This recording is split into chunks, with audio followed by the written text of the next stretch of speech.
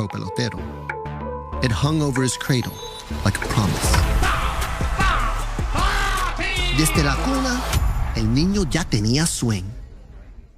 I believe this one's it's a rookie card, I know, but I feel like it's the first card that I ever, big league card. Obviously, as a kid, trying to get to the big leagues, the dream of making it.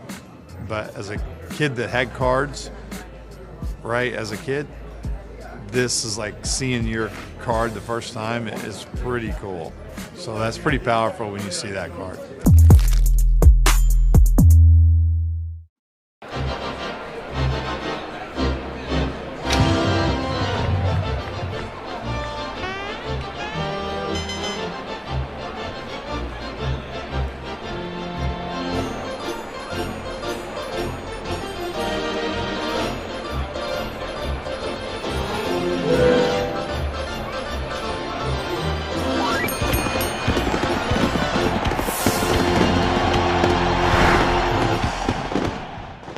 This is going to be one of those games that you're going to have to fight the elements. Wow! And I don't think that'll be the last bat toss we see tonight. I would imagine not. As he slid behind Neto, took out his legs, but Neto held onto the ball. Check out what our cameras caught. That's right. Smacking himself in the face. He really likes to pump himself up and make himself angry. Oh, he used the hand.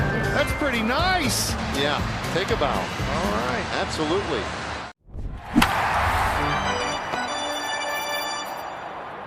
Reviewing surround sound, premium food and drink, and game day vibes that beat being at the game. Tom's Watch Bar is the ultimate game day experience for all Cincinnati sports. Tom's Watch Bar, all the sports, all the time. The Bengals battle the Broncos.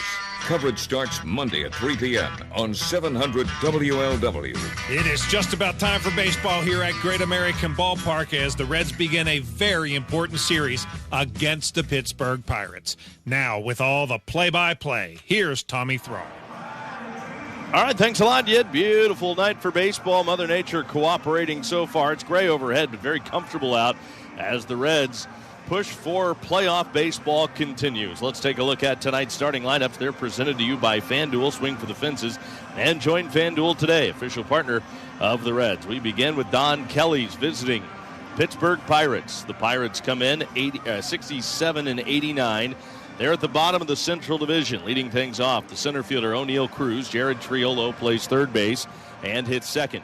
Batting third, the designated hitter Brian Reynolds. Spencer Horwitz is at first base, batting fourth. Hitting fifth, the shortstop, Nick Gonzalez. Jack Sawinski's in left field, hitting sixth. Batting seventh, the second baseman, Nick York. Alexander Canario is in right field, hitting eighth. And batting ninth, the catcher, Rafael Flores, with Johan Oviedo starting on the mound for the Pirates. Again, it's Cruz, Triolo, Reynolds, Horwitz, Gonzalez, Sawinski, York, Canario, and Flores with Oviedo pitching. Now for Terry Francona's Reds, 80 and 76, third place in the division, but tied for that third wild card spot. And as we've talked about, because it's tied and the Reds own the tiebreaker, it is the Reds that currently own that third wild card. Leading off, the center fielder, T.J. Friedel. Hitting second, the right fielder, Noelvi Marte. Gavin Lux will DH and hit third. Batting fourth at first base, Spencer Steer. Ellie De La Cruz plays short and hits fifth.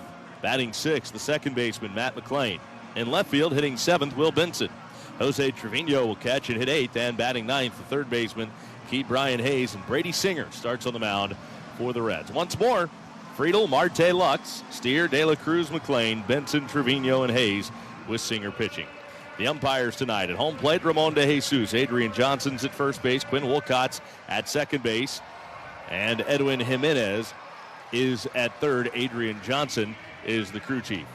Pleased tonight to be joined by the Cowboy Jeff Brantley. I'm Tommy Thrall. Great to be with you here this evening as the Reds look for their sixth straight win. That is not something that the Reds have done yet this year. They've won 5 in a row now 4 times, but they haven't been able to get through that 5-win threshold. See if they can make it 6 straight tonight. Cowboy, I got to believe they've got the right guy on the mound in Brady Singer.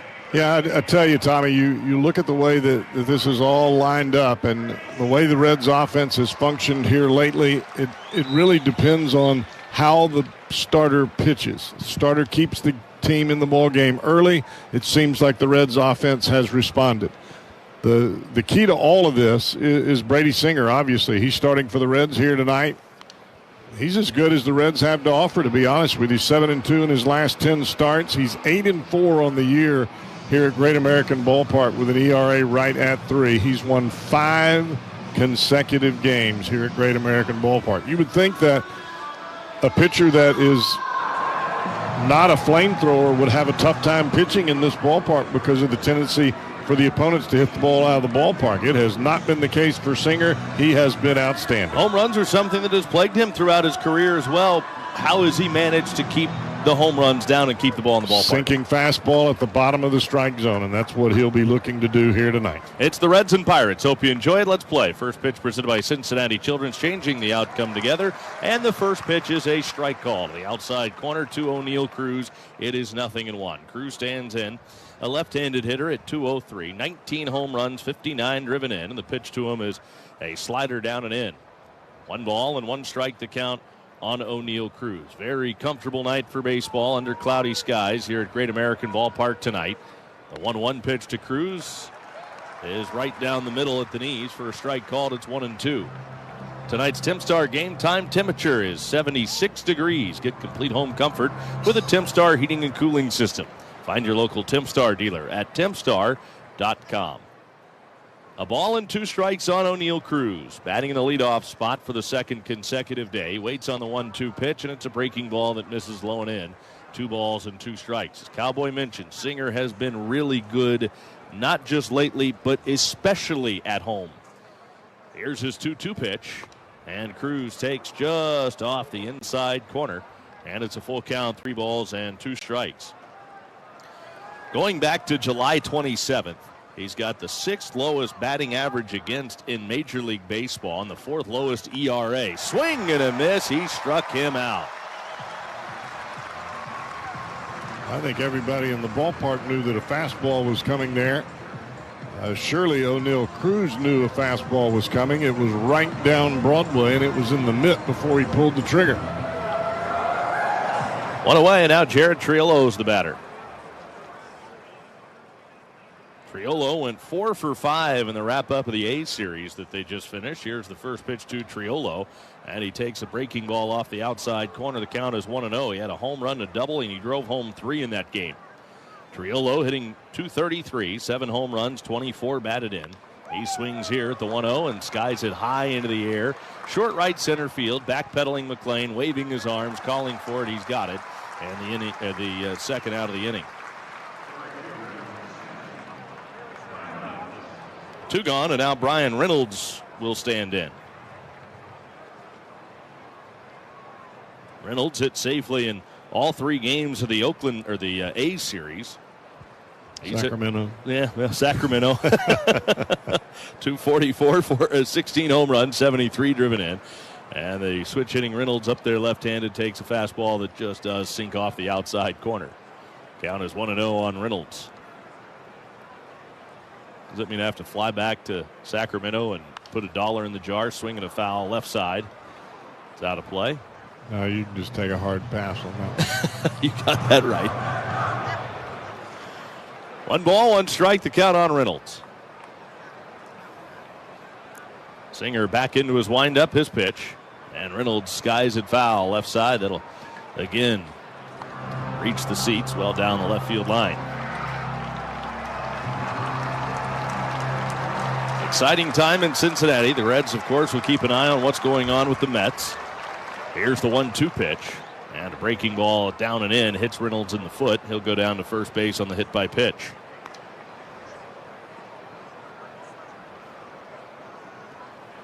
Reds, of course, made the playoffs, but it was in the shortened 2020 season. But they've got to make sure they play well in these last 6 games. And talking with Tito before the game today, you think about it. Here's the first pitch to Spencer Horwitz. It's in there for a called strike. You have all the emotion and all the intensity of that Cubs series. You finish off the series sweep. And then the high that you're on after you finish off the sweep and move into that final wild card spot. Here's the 0-1 pitch to Spencer Horwitz. And that's in there for a called strike. Then you have the off day to enjoy it. And now the Pirates come to town, a last-place team, but you can't overlook these guys, especially with right back up. And the arms that they're throwing out there. This is not going to be an easy team to beat these next 3 days. Now Horowitz will use his timeout down to the count 0-2. Well, the best way you can approach this series against the Pirates is the only game that matters is today's game. The only at-bat that matters is this at-bat. The only pitch that matters is this pitch that I'm making right here, right now. The 0-2 pitch, and Horowitz takes off the inside corner. And I got to believe for that reason, that's why Brady Singer is almost the perfect guy to have on the mound tonight. He's a guy that's been around. He's done it. He's been involved in games like this before. The right-hander with the count 1-2 on Horowitz brings it home. And the pitch is off the inside corner. 2 balls, 2 strikes on Horowitz. Runner at first base is Reynolds.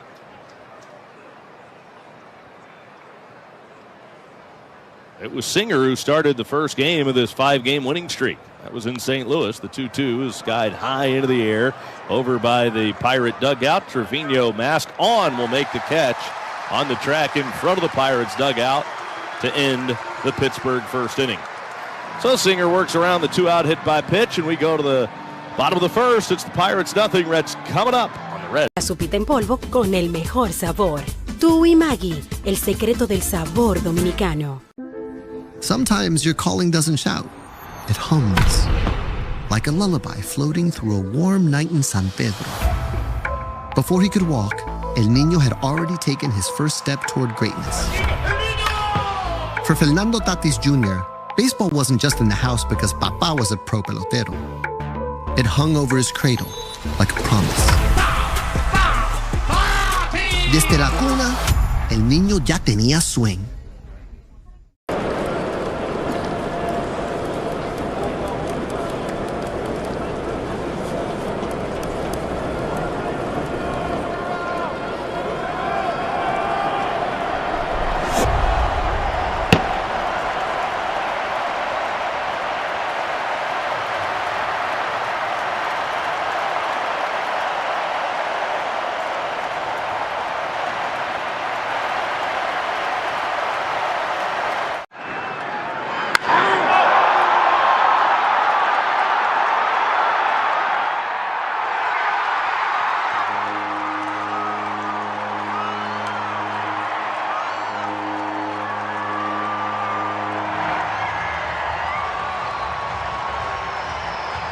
Gambler in partnership with MGM Northfield Park. Hi, this is Tim O'Connell, Senior Vice President of Ballpark Operations at the Cincinnati Reds. From the first pitch to the final out, SBM ensures every seat shines. Our custodial teams keep ballparks spotless so fans can focus on the game and not the grime. Back out at Great American Ballpark where the Reds come to bat here in the last of the first inning. No score. It'll be TJ Friedl to lead it off. Friedl hitless in the series finale against the Cubs. First pitch on the way from Johan Oviedo, and he misses high and outside. 27-year-old is 2-0. He's making only his 8th start this year. 3.52 ERA. Oviedo, the kick and pitch. Friedl takes a ball. Missed the first 4 months of the season, did Oviedo, with a lat injury suffered in spring training. And he is a pitcher that you could really term effectively wild. He might hit somebody in the front row. He might paint the inside corner. You just don't know when it's going to happen. 2-0 pitch to TJ Friedl is taken upstairs. Friedl way ahead of the count right now. 3 balls and no strikes. And the first inning is usually the most difficult inning for Oviedo. 4 runs in his last start against the Cubs. ERA over 10 in the first inning for Oviedo this year. Breaking ball is across the top of the zone for a called strike. 3 balls, 1 strike on Friedl. Of course, you look at Oviedo starts, and for the most part, they're pretty good this year. Right-handers 3-1, and Friedl swings and fouls it back. What Oviedo will do is what he just did. He will throw a lot of balls. He will fall behind in the count. He'll throw a 3-0 pitch for a strike and then get you to chase one that might be 2 to 3 inches off the plate on the following pitch. That's the reason his runners in scoring position numbers are good. Swing and a miss. Well, he came back from a 3-0 count there and ends up striking out T.J. Friedel to begin the ball game. Oviedo is not a strike thrower, and you really have to bring your plate discipline each and every time you come to the plate against this guy. The batter is Noelvi Marte. First pitch on the way to Marte is taken up and in for ball one. 1-0. Marte hitting .272, 13 home runs, 49 RBIs. Kind of having a tough month of September, though. It's been a struggle for him, hitting only .209 this month. Tell you, Flores didn't look real good trying to make the catch on that last pitch. 1-0 pitch is right in there for a called strike on a breaking ball at the top of the zone. Looked high, called a strike. 1-1.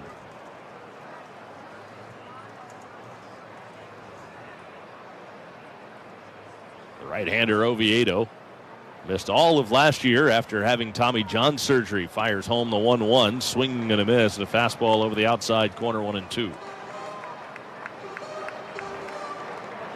He has seen quite a bit of the Reds. He is pitching against the Reds for the 9th time. He has started 5 games against Cincinnati. 1-1, 5.40 ERA against the Reds. Yeah, I can still remember him back in a Cardinal uniform before he was traded to the Pirates. The right-hander's 1-2 pitch. Swing and a miss. He strikes out Marte on a high fastball. Back-to-back strikeouts to begin the night for Johan Oviedo. That'll bring Gavin Lux to the plate. Lux had the only RBI in the Reds win on Sunday, a 1-0 win. Second 1-0 win for the Reds in that series against the Cubs. Oviedo lifts the hands together, then steps back, fires, and it's a strike. Changeup hits the outside corner. The left-handed hitting Gavin Lux. It's 0-1. Lux at .265. He has 5 homers. He's knocked in 50. Bases are empty and 2 away. Oviedo's 0-1 pitch, and he buries it in the dirt. Well, wouldn't you know, Oviedo, as all over the places he's been here in the early going, would strike out 2 batters, and then to the first pitch he throws Lux. He paints a changeup right on the outside corner. Right. That's how it goes. At least with this guy. Here's the 1-1 pitch, Oviedo to Lux. He swings and hits it high in the air, deep to right. Canario back on the track and just shy of the wall. He'll make the catch. Lux got under it, put a good swing on it, but flies out just shy of the wall and deep right. Inning over. We go.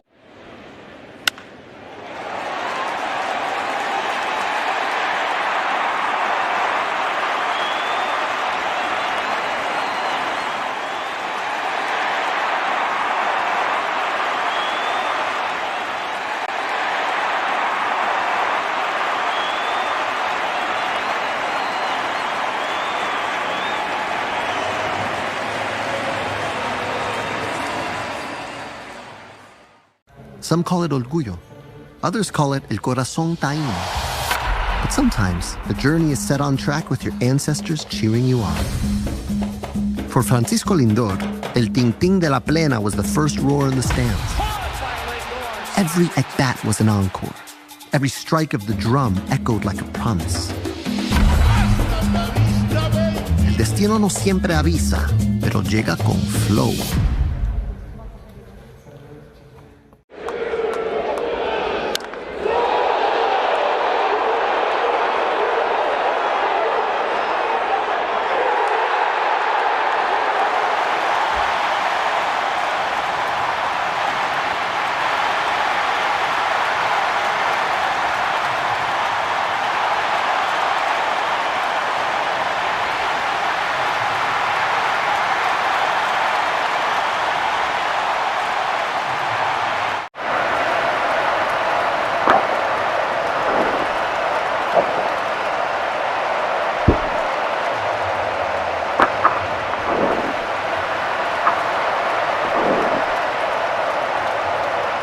Afternoon at 3 on 700 WLW.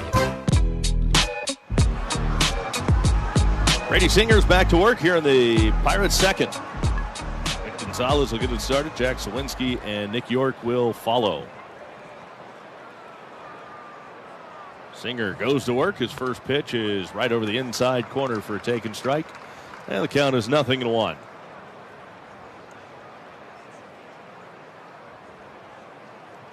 York is just 1 for his last 18, and he swings here, sends a fly ball to left. Coming on is Benson to make the catch in shallow left field. 1 gone in the second. Let's pause for ID on the Reds Radio Network. Chance of showers and storms tonight, more likely by daybreak. The low down to 66. Showers and possible storms Wednesday that could bring heavy rainfall. A high of 76. That's the forecast at the home of the Reds. News Radio 700 WLW Cincinnati. 1 out, and the batter is Jack Sawinski. Sawinski's having a tough year, isn't he? 131. 3 homers, 8 RBIs. He takes a strike. You know, what's interesting about this guy, if you make a mistake, he can hit the ball as far as anybody on this team. 1 is in off the plate. 1 ball, 1 strike. And I think a lot of it is just pitch discipline, getting a pitch that you like to hit. And for Jack, so far at the big league level, it just hasn't quite come together. Swung on. That's fouled back. It's a ball and 2 strikes now on Sawinski. No score, second inning. Reds and Pirates in the lid lifter of a 3-game series to close out the regular season portion of the home schedule. Sawinski tried to check his swing. They ask at third if he went. Edwin Jimenez says he did not. On the pitch up and away, and it's a 2-ball, 2-strike count. Even though the Reds have caught the Mets for the time being, don't forget about the Arizona Diamondbacks. Here's the 2-2 pitch. Sawinski swings, and he drives this hard into the left center field gap. That's going to one-hop the wall. Sawinski's around first, and he's on his way into second base with a 1-out double. Of course, at this point of the season where the Reds are at, since they have caught the Mets, if you just keep winning, it doesn't matter what anybody else does. Right. The Reds are in a position to where they control their own destiny. Now, you lose a ball game here or there, that's a different story. Changes in a hurry, but you just keep winning and you stay in the driver's seat. Nick York up there with a runner at second base and 1 man out. The pitch to York. He swings, hits it sharply right back up the middle, and that's into center field. Sawinski's being waved around third. He'll score, and the Pirates have taken a 1-0 lead. York singling home Sawinski on the ground ball to center. 1-0 Pittsburgh.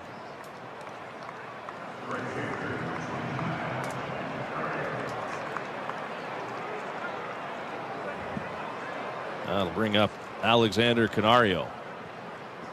Canario, .224 hitter with 6 home runs and 19 driven in. And on at first with 1 out. The pitch. And it's in off the plate for ball 1.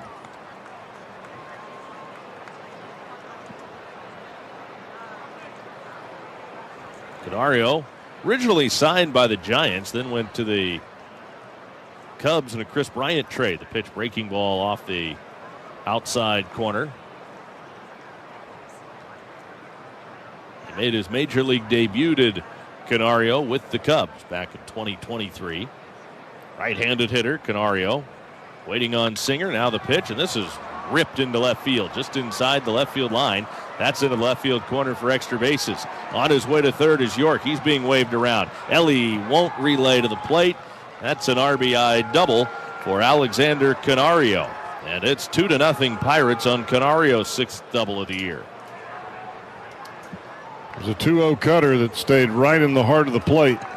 Didn't quite have that hard sinking action. It just kind of laid out middle away, and Canario smoked it.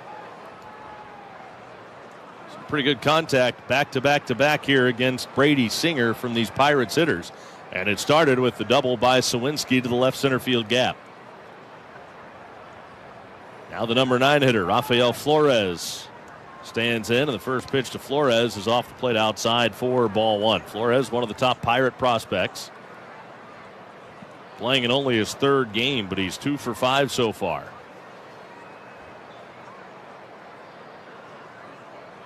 Singer is home with the 1-0 pitch, and that's a strike called over the outside corner, and it evens the count at 1 ball and 1 strike on Rafael Flores, and Singer needing to get it turned around in a big hurry right now. The pitch. Flores watches a slider dive in there for a called strike, and it is 1-2 now on Flores. Yeah, you can see Flores on that approach. That left foot was sliding towards Brian Hayes at third base. Flores will use a timeout and back out of the box.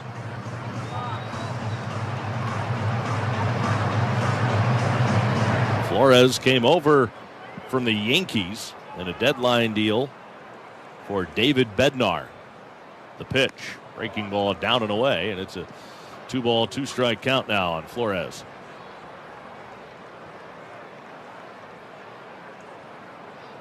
"24 years old.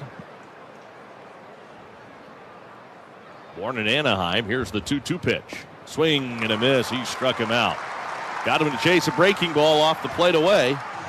Flores is down on strikes, and that's the second out here in the second inning, but 2 runs are home for the Pirates, and now back to the top of the order in O'Neill Cruz.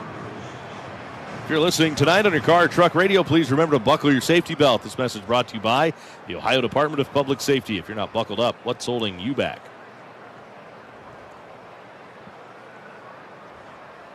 First pitch to O'Neill Cruz is a slider low for ball 1. Cruz struck out his first time up against Brady Singer.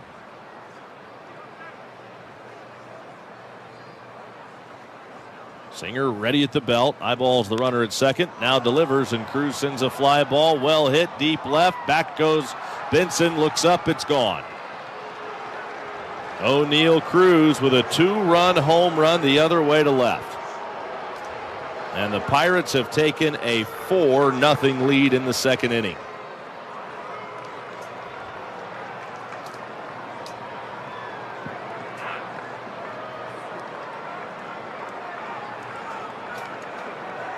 That was a fastball up and out over the plate. And you could bet that O'Neill Cruz had that bat tuned up a little bit after missing that fastball his first go-round. What is it right now that is giving Singer such a tough time? Well, he's getting behind in the count, number 1. And behind in the count, pitching, that puts some trouble on you. First pitch is a strike to Jared Triolo, and the count is 0-1. Triolo popped out at the second baseman his first time up. Pitch to Triolo is just a little bit off the outside corner at the knees. 1 ball and 1 strike. Right-hander against right-hander. And there's a strike over the outside corner. Now ball and 2 strikes on Triolo. Singer trying to get out of this. Pirates second. They've scored 4 times. The pitch, swing, and he barely got a piece of it. Fouls it off the catcher. 1 ball and 2 strikes. Get that great taste of the ballpark at home with JTM's Philly Kits. Fat Tire, beer, cheese, and pretzels. Find these game day favorites in your grocer's freezer. JTM Food Group. Let's create great dishes together. Ball and 2 strikes on Triolo. Nobody on. 2 men are out. And Singer delivers just off the outside corner. 2 balls and 2 strikes.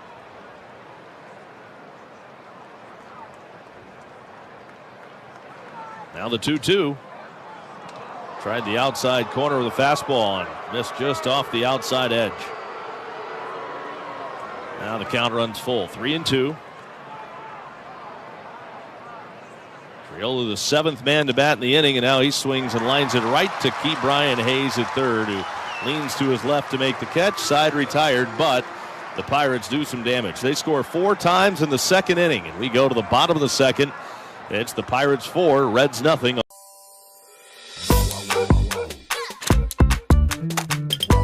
Dog chow. Some call it orgullo. Others call it el corazón taíno. But sometimes the journey is set on track with your ancestors cheering you on. For Francisco Lindor, el ting-ting de la plena was the first roar in the stands. Every at-bat was an encore. Every strike of the drum echoed like a promise.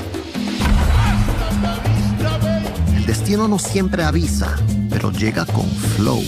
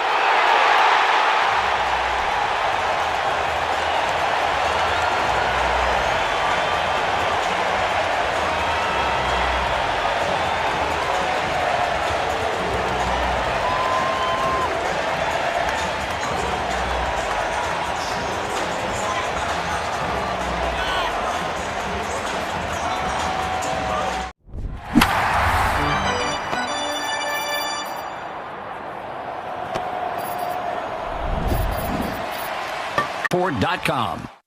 Turn your mornings from mad to marvelous with Tom Brenneman tomorrow morning at 5 on 700 WLW. Reds went out in order in the first inning. Now they trail 4-0 as Johan Oviedo goes back to work for the Pirates. And his first pitch buzzes this tower of Spencer Steer. Twist back out of the way of ball one. Count is 1-0. And now, of course, booze down on Johan Oviedo. Well, that's not a pitch that's on purpose. Oviedo has been up in that part of the zone seemingly with his first pitch to a lot of hitters. Now he misses high with a fastball, and it's 2-0. Definitely wild. A lot here this year. He's been effectively wild. And he was that in the first inning. Oviedo's 2-0. And Steer takes off the outside corner. Remember, he fell behind 3-0 on T.J. Friedel to start the first inning and then struck him out. Now he's behind Spencer Steer, 3-0 here to start the second, right after the Pirates gave him a 4-run lead. Oviedo lifts the hands, steps and fires. And he misses outside of the breaking ball for ball four, a 4-pitch walk to Spencer Steer. Boy, that's exactly what the Reds love to see right after the Pirates score 4 times. A guy that can't throw strikes just threw a 3-0 slider to Spencer Steer in the second inning with a 4-run lead. Oh, my goodness. That'll make you scratch your head, won't it? I tell you what. He goes to work now against Ellie. He's up there left-handed. First pitch swinging. Ellie swings right through a changeup, strike one. Get mealtime inspiration at laurasleanbeef.com. All natural with no added hormones or antibiotics. Laura's Lean, the official beef of your Cincinnati Reds. Ellie 1 for 3 on Sunday, a strikeout. The 0-1 pitch to De La Cruz. He swings and fouls this back. 0-2 on Ellie.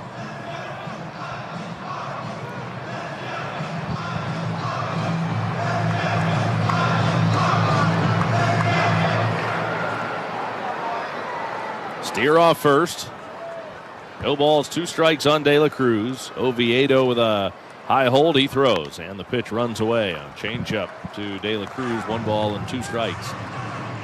Today's Reds Hall of Fame and Museum trivia question of the game. It'll be Dave Parker trivia all series long. There's Parker, who passed away earlier this year, was then inducted into the Major League Baseball Hall of Fame this summer, swinging a tap foul over by McLean. Made a huge impact for both of these organizations, the Reds and the Pirates. In which one of the following statistical categories did Hall of Famer Dave Parker lead the league in a season the most times in his career? 1-2 pitch to Ellie. He swings and he unloads and hammers it. High, very deep, and very gone out of here to right. A 2-run blast for Ellie De La Cruz. Boy, that is some kind of big momentum lifter for the Reds, especially after the Pirates dropped 4 in the top of the inning. That'll get you back on your feet. Ellie's second home run in his last 4 games. Well, that was a no-doubter. Those are the types of blasts that we're used to seeing off Ellie's bat. A high, majestic blast more than halfway up the moon deck in right field. Just over that tunnel out and right.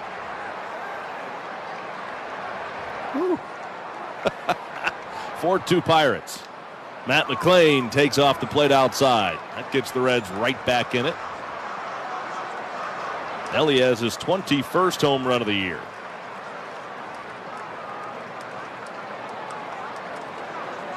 The 1-0. Oviedo spins a slider off the outside corner. That ball was crushed. I mean, that was a no-doubter. You know, I think that kid out there caught that barehanded. Reaching to his right. Nice play out there. Oviedo to the plate with a 2-0 pitch to McLean. Breaking ball over the outside half of the plate for a called strike, 2-1.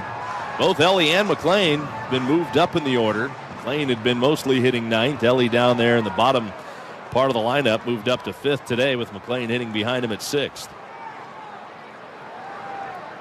Oviedo's 2-1 pitch. Check swing. McLean disgusted with himself for offering it that breaking ball in the dirt outside. But he went. And now it's a 2-ball, 2-strike count.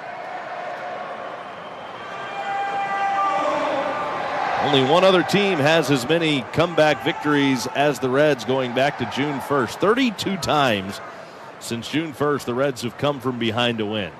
Same number as Toronto. The 2-2 pitch is too high now, full count. 3-2. So these guys are at a point now where they're believing that they're still in it even when they're down. And that was not the case with this team early in the year. This team had a lot of difficulty. If they fell behind, it was pretty much over. 3-2 pitch.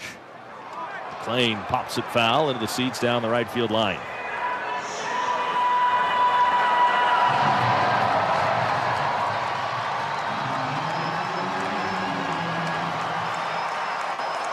Three balls, 2 strikes. Still nobody out in the inning. 2 runs home. Reds are down 4-2. And Oviedo's home with the payoff pitch to McLean. Breaking ball frozen. Strike 3 called. McLean is down on strikes. Here's your options on that trivia question. A, batting average. B, hits. Or C, home runs. In which of these 3 categories did Hall of Famer Dave Parker lead the league in a season the most in his career? Like the most times in a season. Right. Here is Will Benson. I think it was batting average. Well, that would definitely make it the best trivia question. The pitch is change up too low. Would that be A? Home runs are just obvious, right? Yeah. A is batting But he average. played with Willie Stargell. And Stargell hit more home runs than he did. 1 ball and no strikes. 1-0, swing and a miss. Breaking ball, the count is even 1-1. I'm going to say A, batting average. I think I'm going to say B, hits. Okay. But I like the guess of batting average. And make no mistake, it's a guess. But I think he did win the batting average crown at least once, maybe more. 1-1, bounce by the mound. Shortstop will field it near second. And Gonzalez's throw to first is in time to get Benson. 2 gone. And Jose Trevino comes to the plate.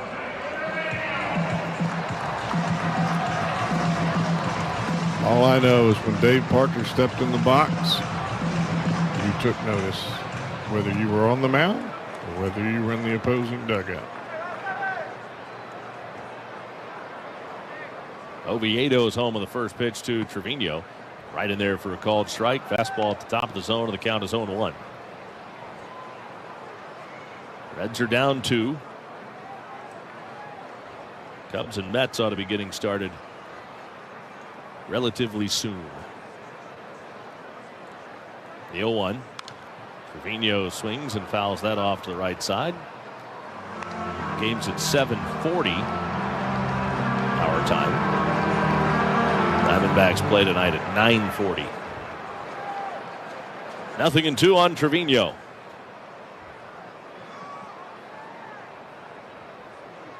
0-2 pitch. Breaking ball down and away. Trevino still down on the count. 1 ball and 2 strikes.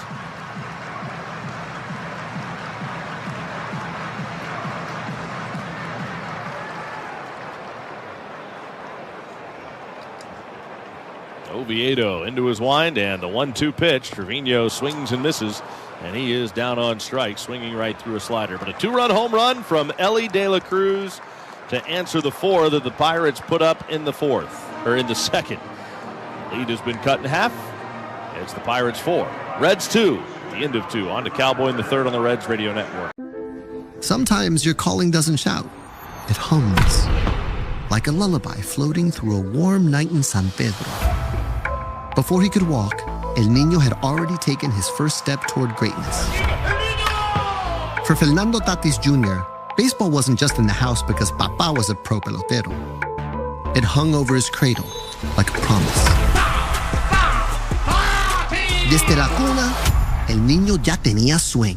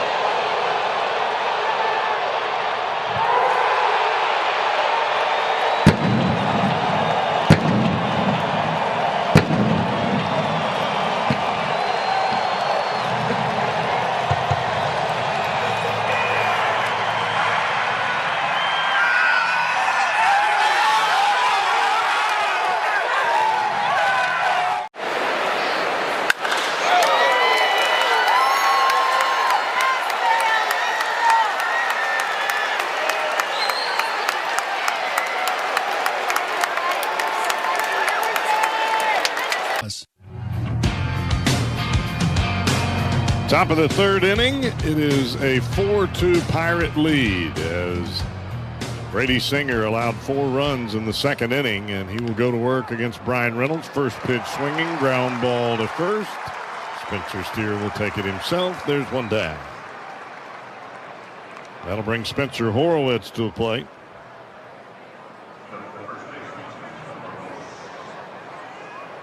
That's the one thing that the Reds have to avoid in the pitching department are those large innings that have a tendency to get away from you, because the Reds just really aren't equipped offensively to try to claw back from a 5 or 6 run deficit. You hope that they'll be able to climb back from a 4-run deficit, because that's what they faced before Elly De La Cruz hit the 2-run homer. As this pitch is fouled off, and it's a no ball 2-strike count here to Horowitz.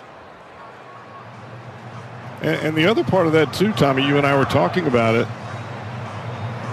You got 6 games left, and Elly is the kind of player that can kind of take over any ball game against any team. Doesn't matter if it's the Yankees, the Dodgers, the Phillies, whoever it is. He is the guy that can take over the game. And I think that's what Reds fans are looking for.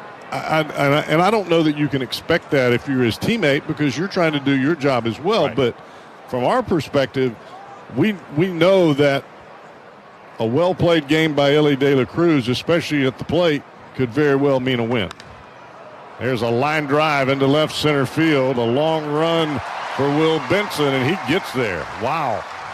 He had that measured the entire way. I mean, he had a good line to it, and he had that tracked the entire way. Well, we've seen a couple of left-handers now, specifically Jack Sawinski in the second inning with that double into the left center field gap, a left-handed batter. And Horowitz tries to do the same on that two-seamer running away from him. Here's the right-handed hitting Nick Gonzalez, and he will take a ball over the inside corner. Just ran off the inside edge. Back to the plate. Fastball a bit low, and it's a 2-ball, no-strike count. That's the hard part from a pitching standpoint, getting into a rhythm when you've given up some runs and some hits, because you don't want to just lay it in there. And in order to kind of relax and find the zone, sometimes you have to throw the ball in the heart of the plate. And that pitch is right there. 2-ball, 3-ball, 1-strike count.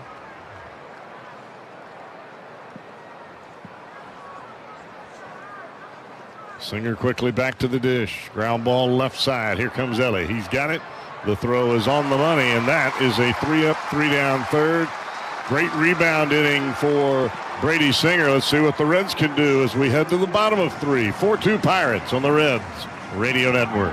This Crackers, pega con todo. Aguacate, qué sabor. Crackers, pega con todo. Cocinar para toda la familia se siente así. La verdad, prefiero pedir pedidos ya. Sometimes your calling doesn't shout. It hums. Like a lullaby floating through a warm night in San Pedro. Before he could walk, El Nino had already taken his first step toward greatness. For Fernando Tatis Jr., baseball wasn't just in the house because Papa was a pro pelotero. It hung over his cradle like a promise. Desde la cuna, El Nino ya tenía swing.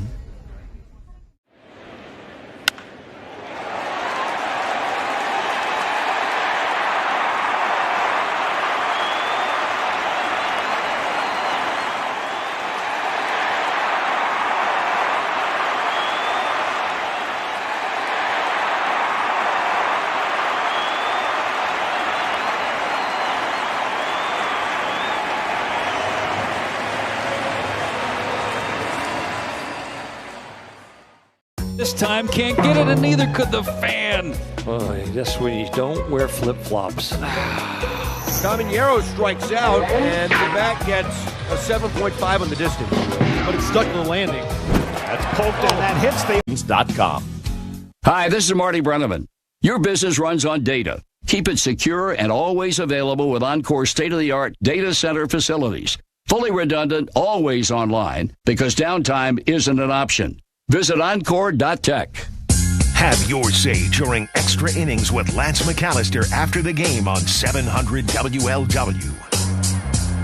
Former Pirate Ke'Bryan Hayes will step to the plate against Johan Oviedo. He'll take a fastball upstairs. It's a 1-ball, no strike count. Hayes has been struggling as of late, for his last 22. Maybe the Pirates coming to town will spark him a bit. Takes a breaking ball. That's a strike over the outside corner. 1-ball, 1-strike count.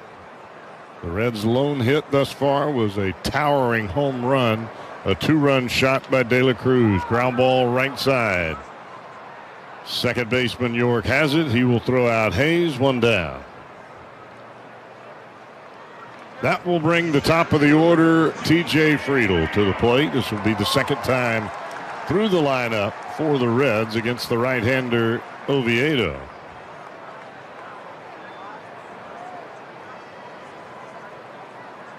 And Friedl trying to get something started with 1 out here in the third. Reds trailing by 2. A 4-2 Pirates score at the moment. Breaking ball, strike 1 over the inside corner.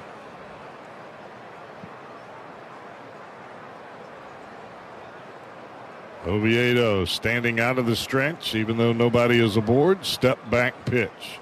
Fastball well underneath the strike zone. It's a 1-ball, 1-strike count here to Friedl. And I would venture to say for Oviedo, even though he's thrown the ball 97, 98 miles an hour, he's gotten his breaking ball over the plate at a little bit better clip than he has the fastball. There's the fastball, fouled straight back right at the top of the strike zone. 1-ball, 2-strike count here to the Red center fielder.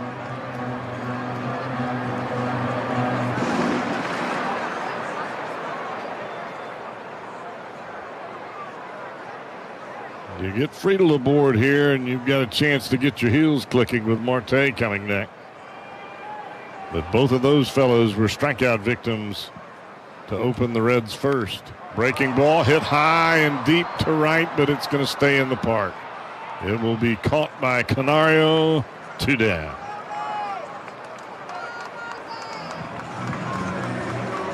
And that will bring the aforementioned Noelvi Marte to the plate. Marte chased the fastball up in the strike zone and came up empty in his first at bat. Marte trying to get on that good path that he was on earlier.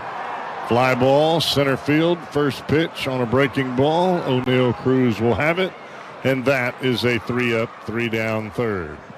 So nobody scores here in the third after a 6-run second combined. It's 4-2. Nevera Tecnomaster con 10 años de garantía en el compresor. Inverter disponible en Plaza Lama.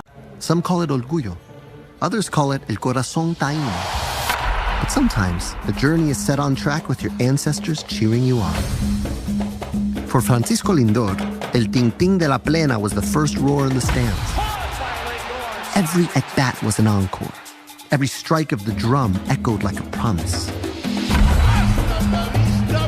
El destino no siempre avisa, pero llega con flow. Moniak on the run, sliding grab, and he can't get it. It rolls up the line. Well, a bloop single and now a bloop double. You see him just slip right off the back. Clean up on base number 1. Lourdes throws the pineapple up the line. What is going on down here? Back in the produce section. That's good. How about that? Myers went all the way to the 380 mark. He had that in his glove. Wow.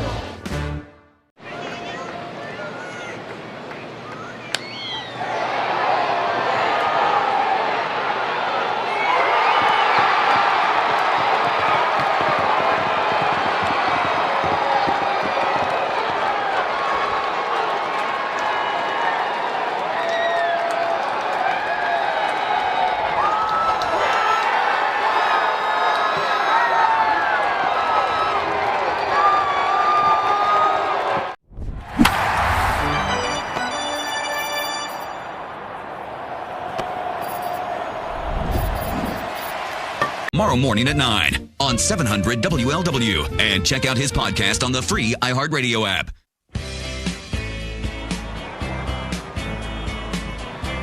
Jack Sawinski leads off the Pirates' fourth inning. It is 4-2 Pittsburgh. Brady Singer's back to work. First pitch to Sawinski's a backdoor breaking ball in there for a called strike. And the count is 0-1. Free strike.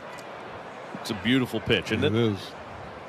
Sawinski swings and fouls this over by Terry Francona, perched in the Reds dugout on his bass chair. 0-2. That thing's great. Seems like his legs would go to sleep sitting in that chair. You would not. He's not touching the ground. No, you would not handle that very well. No. Here's the 0-2 pitch. Sawinski takes a fastball that sinks down and away. I'm just happy to see that you have finally caught your breath and that your head didn't explode from laughter from the other night. That was killing me. That was funny. Off the outside corner, slider misses away at the knees. Pat McGann, comedian performing at the Marty Brenneman golf dinner Sunday night. The pitch, strike three called, got him looking with a fastball over the inside corner down on strike. Sawinski. That comedy show was one of the funniest I've been to in a long time. And I have seen he was very good. Spectacular comedians, but boy, what a great night. Great show, great event. Marty Brenneman golf tournament. Strike called over the outside corner of the cutter at the knees. The count is 0-1. All the proceeds, as always, going to the Reds Community Fund, a great fundraiser. And the pitch down and away. 25 incredible years now for that. 21 incredible years now for that golf tournament.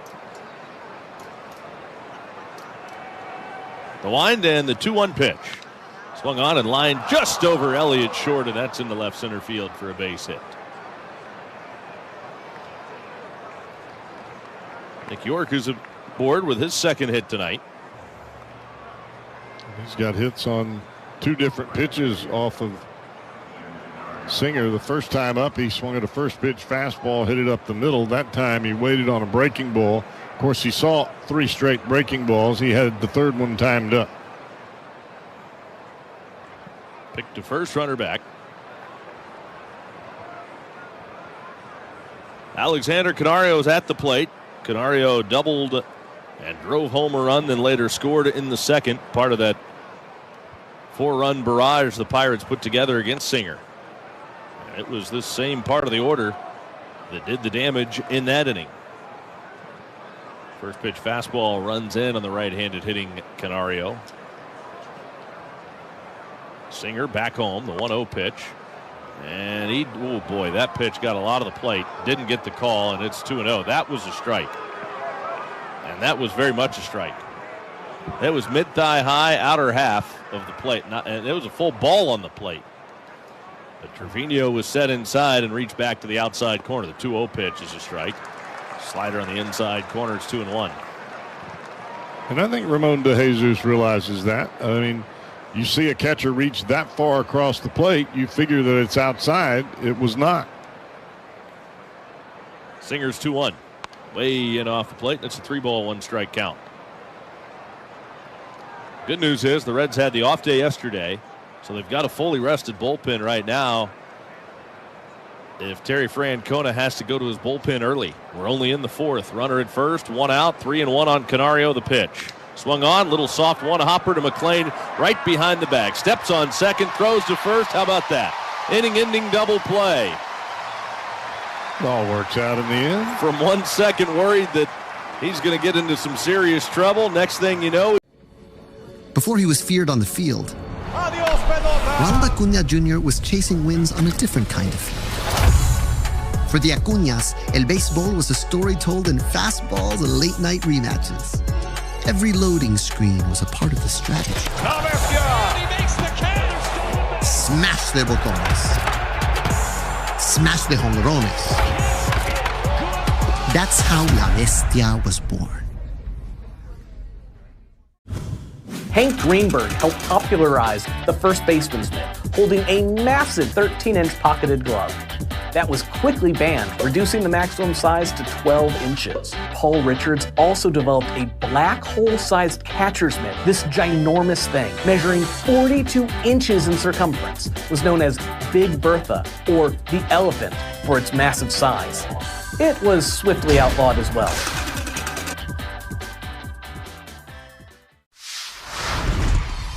I was so inspired by what you were making that I want to do my own all-star ballpark bite, but I'm thinking we take some of that brisket that you make, and I'm going to do like a little slider. Got the pepper jack cheese, some American, get it going with some of the barbecue sauce that you have, that spicy, delicious one, and then caramelized onions. Make like a little sandwich. We cool? Sound like a plan. I think we did good. Oh, thank you. Thank Great. you. Thanks, Chef.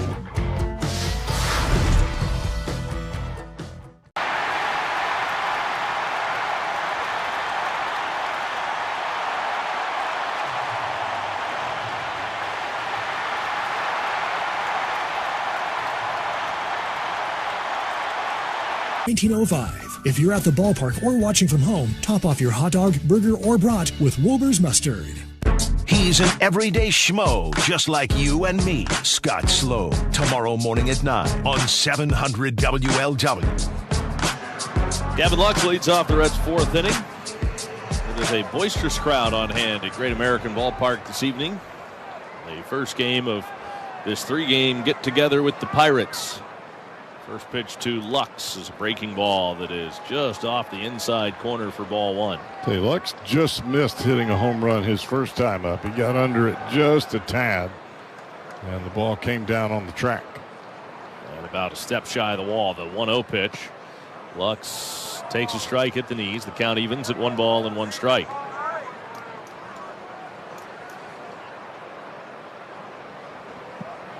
(4-2) Pirates. Oviedo's into his windup. Here's his 1-1. And a backdoor breaking ball hangs just off the outside corner.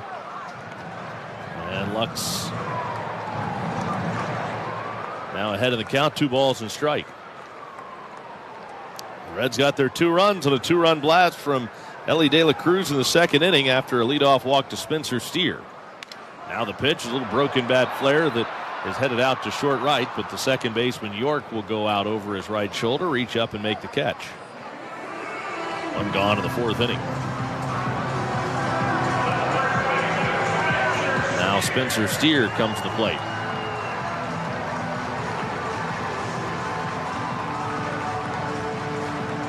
So Steer walked his first time up. He has been an RBI factory for the Reds.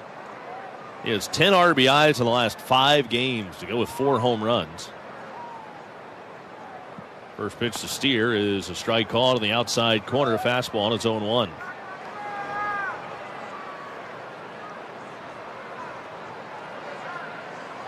Steer didn't get anything to swing at, though, his first time up.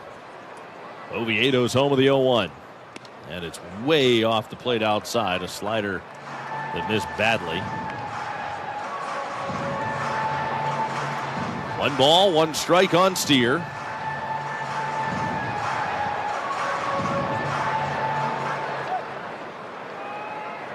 He's whipping the bat around, waiting now on Oviedo. And the right-hander's 1-1 pitch. Breaking ball swung on and fouled straight back. Bet he'd like to have that one back. I would imagine.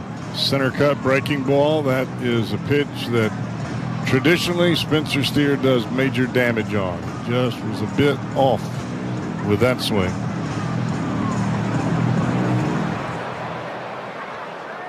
One ball, 2 strikes. Back in there again. He waits. Oviedo throws. Just off the outside corner with that fastball. Tried to sink it to the outside corner, but it stayed away.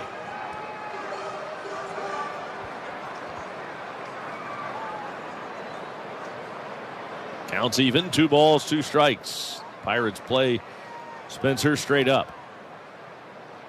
2-2 pitch. Off the plate outside. The Reds honored Dave Parker before the ball game today, and Parker's number 39 painted in the center field grass here at Great American Ballpark, dark green. Payoff pitch to Steer is low and away. He walks for the second time. And boy, Oviedo really frustrated himself. Spun and looked up to the sky with his back to home plate after missing badly with that pitch. And now he's right back in the same spot he was in the second, with Spencer Steer standing at first base after a walk, and Ellie De La Cruz coming to the plate, who launched one well over 400 feet to right field. Oviedo has the sign, readies, he throws. And Ellie takes a strike across the knees. The count is 0-1. 415 feet. Ellie sent that home run in his first at bat. Out past the access tunnel in the right field seats. 0-1 the count. The 0-1. And Ellie rips this right back up the middle. That's into center field for a hit. Steer made a turn at second, but he'll hang on right there. O'Neal Cruz has a good arm in center, so he didn't want to test it. But Ellie, 2 for 2, and that's his first multi-hit game in 21 games. Took a fastball up and away and shot it right back up the box. Yeah, O'Neal Cruz is not the guy that you want to run on. He did not lay back on that ball as we've seen him do on many other balls in the past. He charged that one aggressively, and that makes you have to hold at second base. Now first and second, one out, McLean at the plate. Boy, you'd love to see him put one in the gap. If he does, it's off the races. Oviedo, high set, eyeball Steer at second, home of the first pitch to McLean, and he watches a high slider called a strike, 0-1. McLean struck out looking his first time up. And he got a steady diet of breaking balls in that at bat. They were all on the inside part of the plate. Front door hooks. Oviedo's 0-1. And McLean takes a strike. Fastball on the outside corner. Well, wouldn't you know it? That's tough for a hitter because you get a high breaking ball that's right at the very tip top of the strike zone, and then a fastball that's at the very bottom, down and away. Those are two awfully tough pitches by Oviedo. Now the 0-2. And McLean takes, could have been strike three, called. Should have been. Ball one. That pitch was right there. It was the same spot the previous pitch was, and it was a strike. Just a little harder. That one split the bottom of the zone right on the outside corner. 1-2 on McLean, lucky to be alive. The 1-2 pitch. Oviedo turns it loose. Swing and a miss. Well, he swings and misses at a breaking ball on the outside corner. McLean strikes out for the second time tonight. 2 away, and it's up to Will Benson.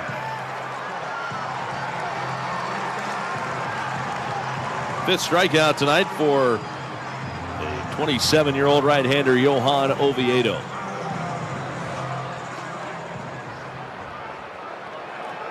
Left-handed hitter, right-handed pitcher. Benson grounded to short his first time up. Oviedo eyeballs the runner at second, throws the pitch to Benson, hit in the air deep toward the left field corner. Long run, Sawinski chasing it, dives, and it is a foul ball, and Sawinski somehow lays out and makes a spectacular diving catch. Wow.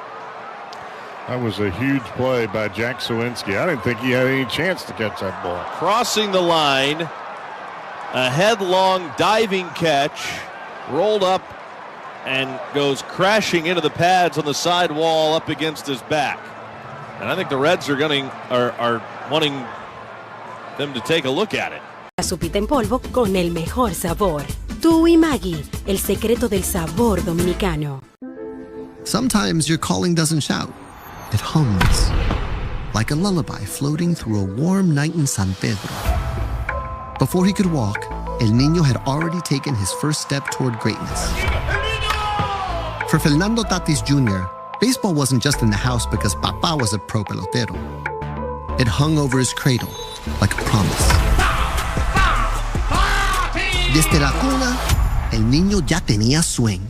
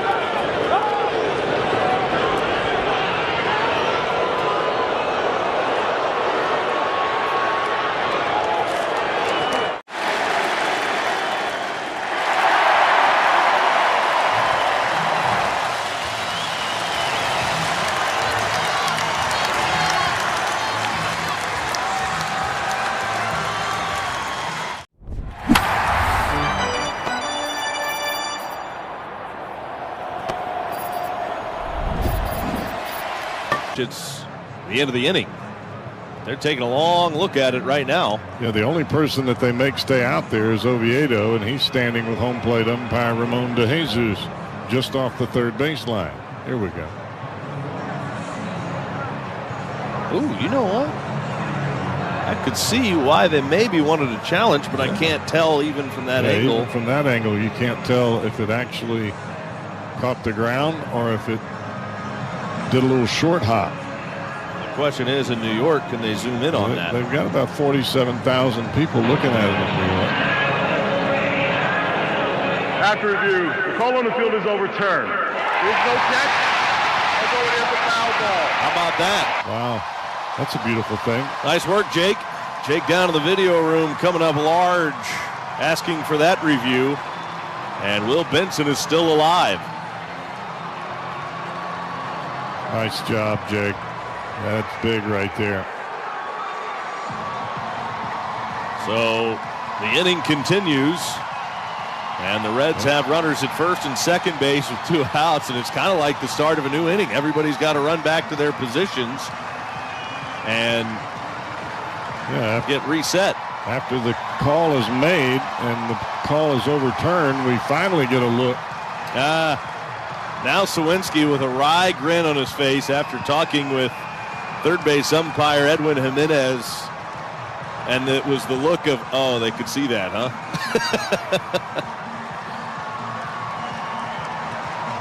But it looked good. The first look.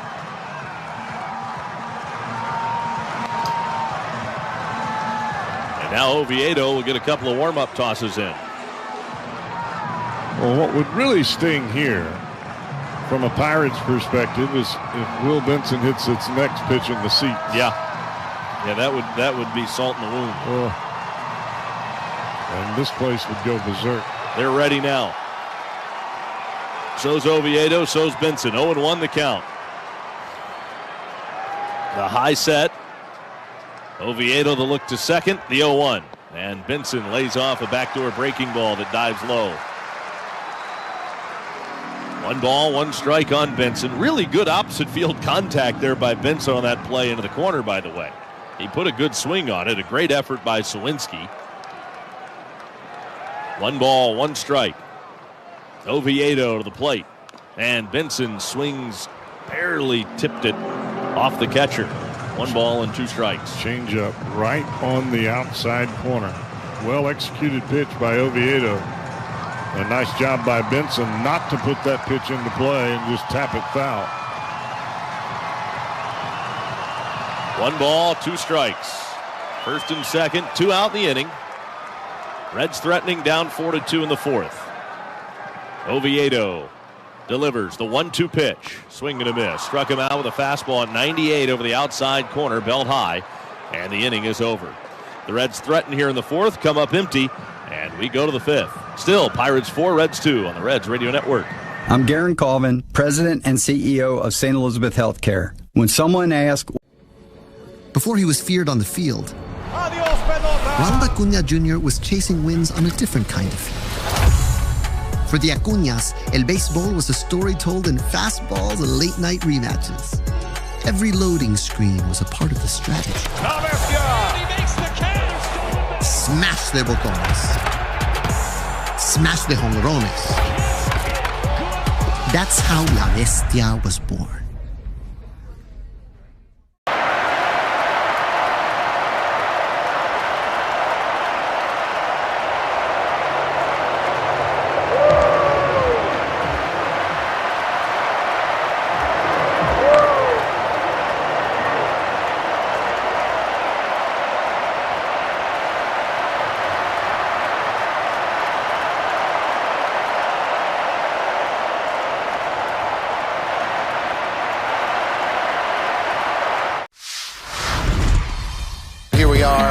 Texas. This is the Graham Slam Burger. So 2 patties, brisket, caramelized onion, American cheese, ranch aioli, or ranch mayo, if you will. Oh yeah, we're in Texas. Yeah. It's something that you definitely want to take a picture of and just put on the gram. I took a bite of it, but it still looks dope. It's a burger that looks great, but also delicious.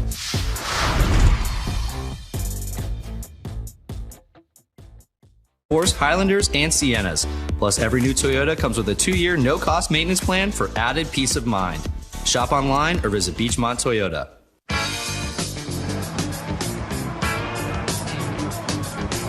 4-2 Pirates have the lead as Pirates come to bat in the 5th inning. Rafael Flores lead it off against Brady Singer. Got an inning-ending double play in the 4th inning. Singer's first pitch to Flores. Dives down and away for ball 1, and the count's 1-0. Flores struck out his first time up, 0 for 1. Right-hander against right-hander. Singer kicks, fires, and the pitch is a check swing. Did he go at first? Yeah, he did. Adrian Johnson up with the right hand. It's a 1-1 strike count.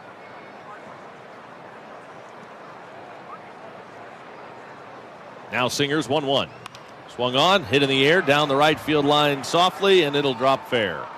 Inside the line, it'll kick over toward the sidewall. Marte gets to it. Cocked to throw because Flores made a big turn, but he thought about trying for 2, but hangs on at second base. I think Marte was kind of hoping he was going to test him. That ball hit below the label and could have very well been a double. Now O'Neal Cruz. Cruz homered in the 2nd inning. That was a 2-run shot. Singer turns it loose, and the pitch to Cruz is a taken strike on a fastball over the outside corner. It's 0-1. Sometimes it's not how hard you hit it, it's where you hit it. He hit that in a good spot too, didn't he? Because it landed in the grass and then darted immediately over toward the wall. Cruz fouls it off left side. Almost like it made a 90-degree turn on landing. It's also tough to defend as the outfielder. Paul does that. 0-2 on Cruz. Runner at first. Nobody out. Singer throws, and Cruz takes a breaking ball that dives low. 1 ball, 2 strikes. Singer has tried several times here in this ball game to get Cruz to chase that breaking ball at the bottom of the zone. He has not. He golfs this into right. Here comes Marte running in. Catch is made. Back to first Flores. On the fly to right by O'Neal Cruz. That's how that works. See, I say it and then it comes to fruition. That's perfect. Well, we need you to say that the Reds are going to score about 10 more runs the rest of the way in this one.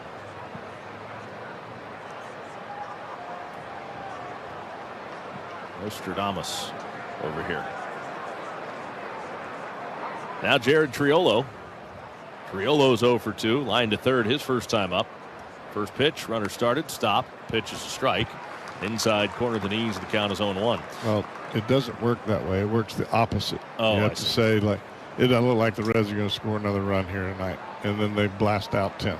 No. That's not how it went the other day. He said there's going to be a lot of home runs hit. Swinging a ground ball to third. Key Brian Hayes in. Fields throws the second one. McLean to first. Close. Out. They got him. Tell you what, Matt McLean can turn that double play as good as any second baseman in the big leagues. That was quick, and man, what an arm. 5-4-3 on that double play to end the 5th inning. And the Pirates want to challenge Adrian Johnson's call at first base. Pittsburgh is challenging Al call at first base.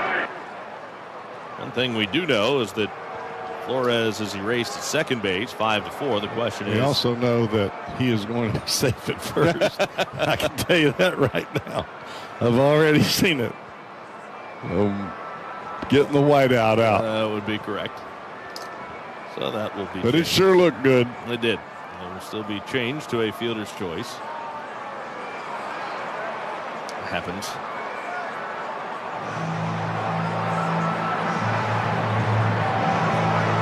Now the Pirates will have a runner at first base with 2 outs. Let's go ahead while we have a moment and check the answer to our trivia question. And which of the following statistical categories did Hall of Famer Dave Parker lead the league in a season the most times in his career? A, batting average, B, hits, C, home runs. You said batting average. I said hits. After review, the call on the field is overturned. The runner is safe. Pittsburgh will retain the challenge. Thanks, Adrian. We already knew that, though. The correct answer is, in fact, A, batting average. Parker was a 2-time league batting champion, just as you thought, leading the National League in batting average with a .338 mark in 1977, and then he hit .334 in 1978. He led the National League in hits once in his career and was never the league's leader in home runs. Never. He hit a lot of them, though. Here's Brian Reynolds, runner on at first, 2 outs. Singer turns and fires to first and chases the runner back safely. Parker was a big fella, and when he came to the plate, he had quite the intimidating presence in the batter's box.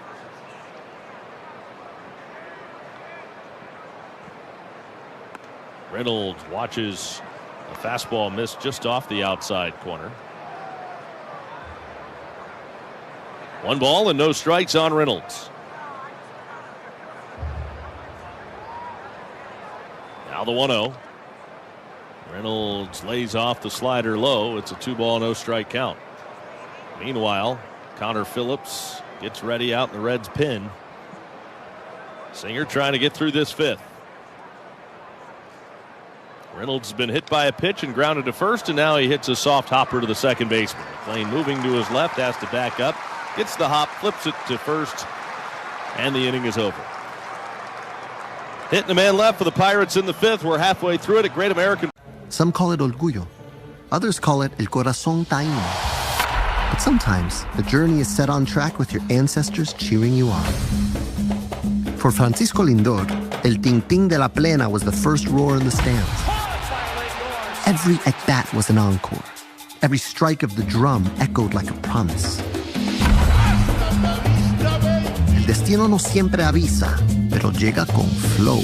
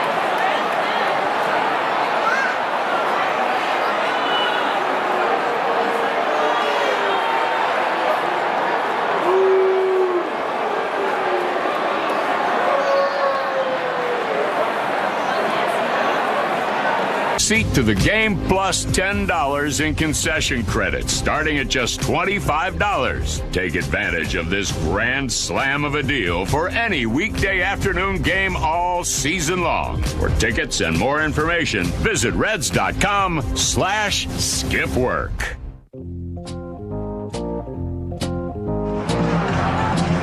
Reds are down. It is 4-2 as we play in the bottom of the 5th inning. Bottom of the 5th is brought to you by Boone County Bourbon. First pitch, swing and a miss, strike 1. 0-1 the count on Jose Trevino as he begins this 5th inning.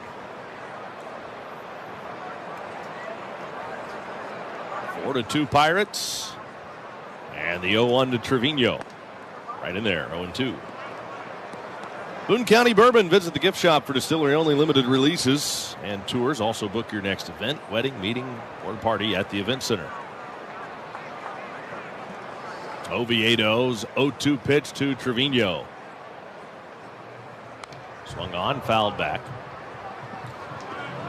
While the Reds bad here in the 5th, you can ponder tonight's scoreboard stumper. In the last 50 years, 4 players have played for the Reds after winning the Most Valuable Player Award for a different team. Who are they? 4 players. Now the pitch is a fastball way high. 4 players have played for the Reds after winning the Most Valuable Player Award for a different team. Who are they? I think there's actually one missing here. Fire away. Here's the 1-2. Off the plate outside. Since it's Dave Parker night, I'll go there first. Dave Parker's a pretty good place to start. Second is a former teammate of mine, Kevin Mitchell. Okay, you've got half of the 4 listed. Ken Griffey Jr., slam dunk. Okay, there's 3. Now I got to think a little bit. Trevino skies a pop-up foul first base side. That'll end up in the seats. Just behind the Reds dugout. Holding it 2-2 on Trevino.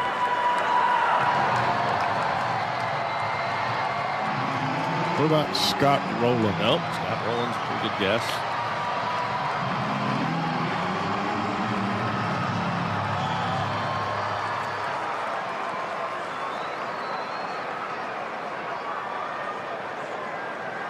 A lot of gold gloves, never an MVP.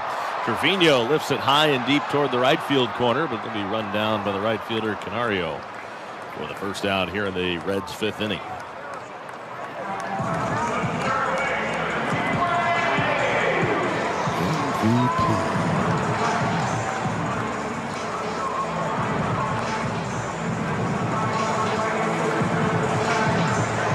Well, the guy I was thinking of never won an MVP. I thought he did. Remember Matt Kemp came over here? I thought he won an MVP award before he came here. He did not. No. Ke'Bryan Hayes swings and misses. Count is 0-1 on Hayes.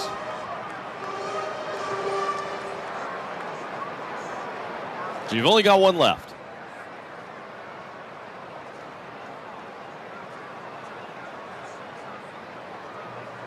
The 1 to Hayes is in the dirt outside. It's a 1-ball, 1-strike count.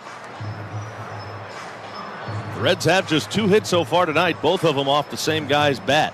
Elly De La Cruz with a 2-run home run, then he singled after a walk in the 4th.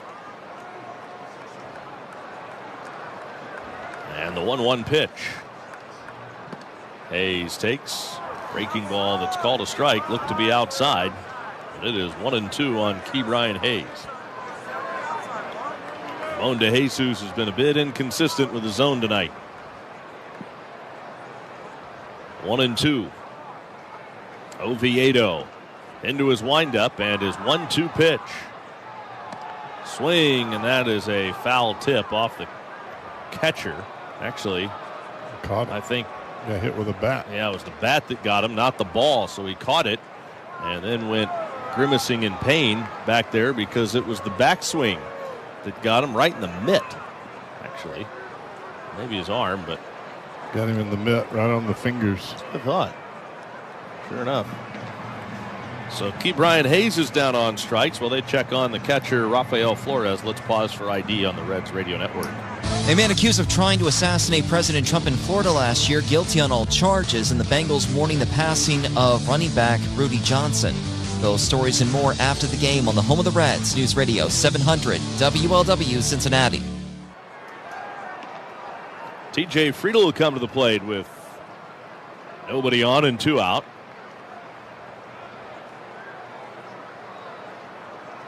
Friedel's looking for his first hit tonight. He's 0 for 2, and the pitch to Friedl is in off the plate for ball 1, 1-0.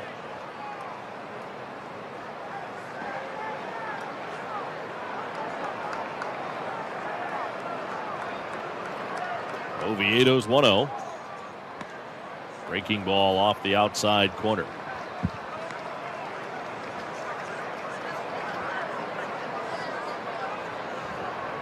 He won an MVP, although he was only an All-Star 1 time. Here's the 2-0. And Friedl watches the breaking ball miss down and in. And it's a 2-ball, no strike count.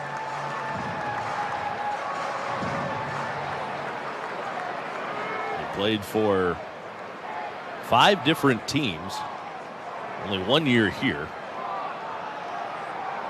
Oviedo's 3-0 pitch. Friedl taking all the way, watches a strike. He broke in with St. Louis, but I think he's, at least I remember him more from his time, I feel like I'm giving it away, in Atlanta. Handling Ramirez. No, swinging a foul, right field side, well back into the second deck foul.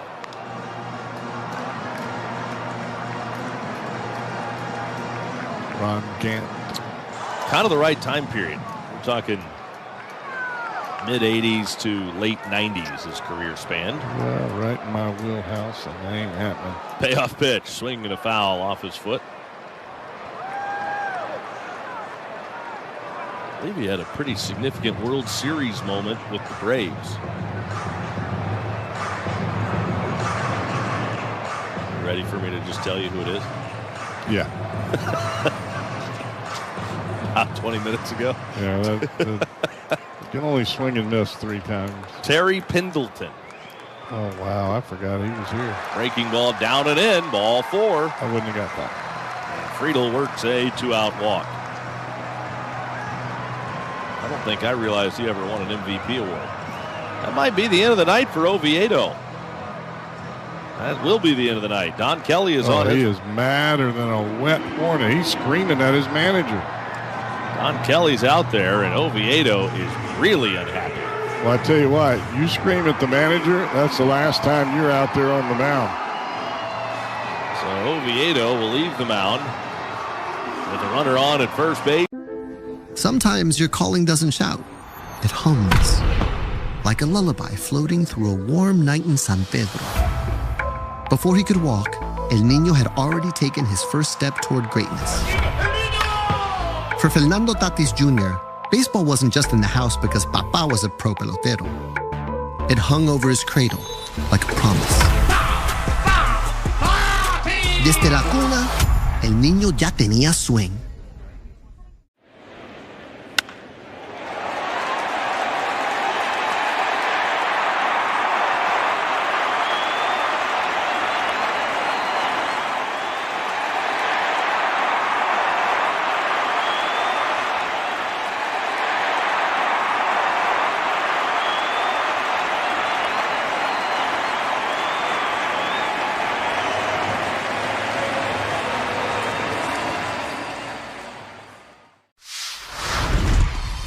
What is it that kind of got you hooked as a foodie, so to speak? My dad was really into food when I was a kid. He traveled for work and he would go to places all over Europe and stuff. He was in sales and I feel like he would come home and try and cook the things he ate overseas. And so as a kid, I was exposed to a lot of like stuff that kids aren't usually exposed to. And so I credit my dad for that.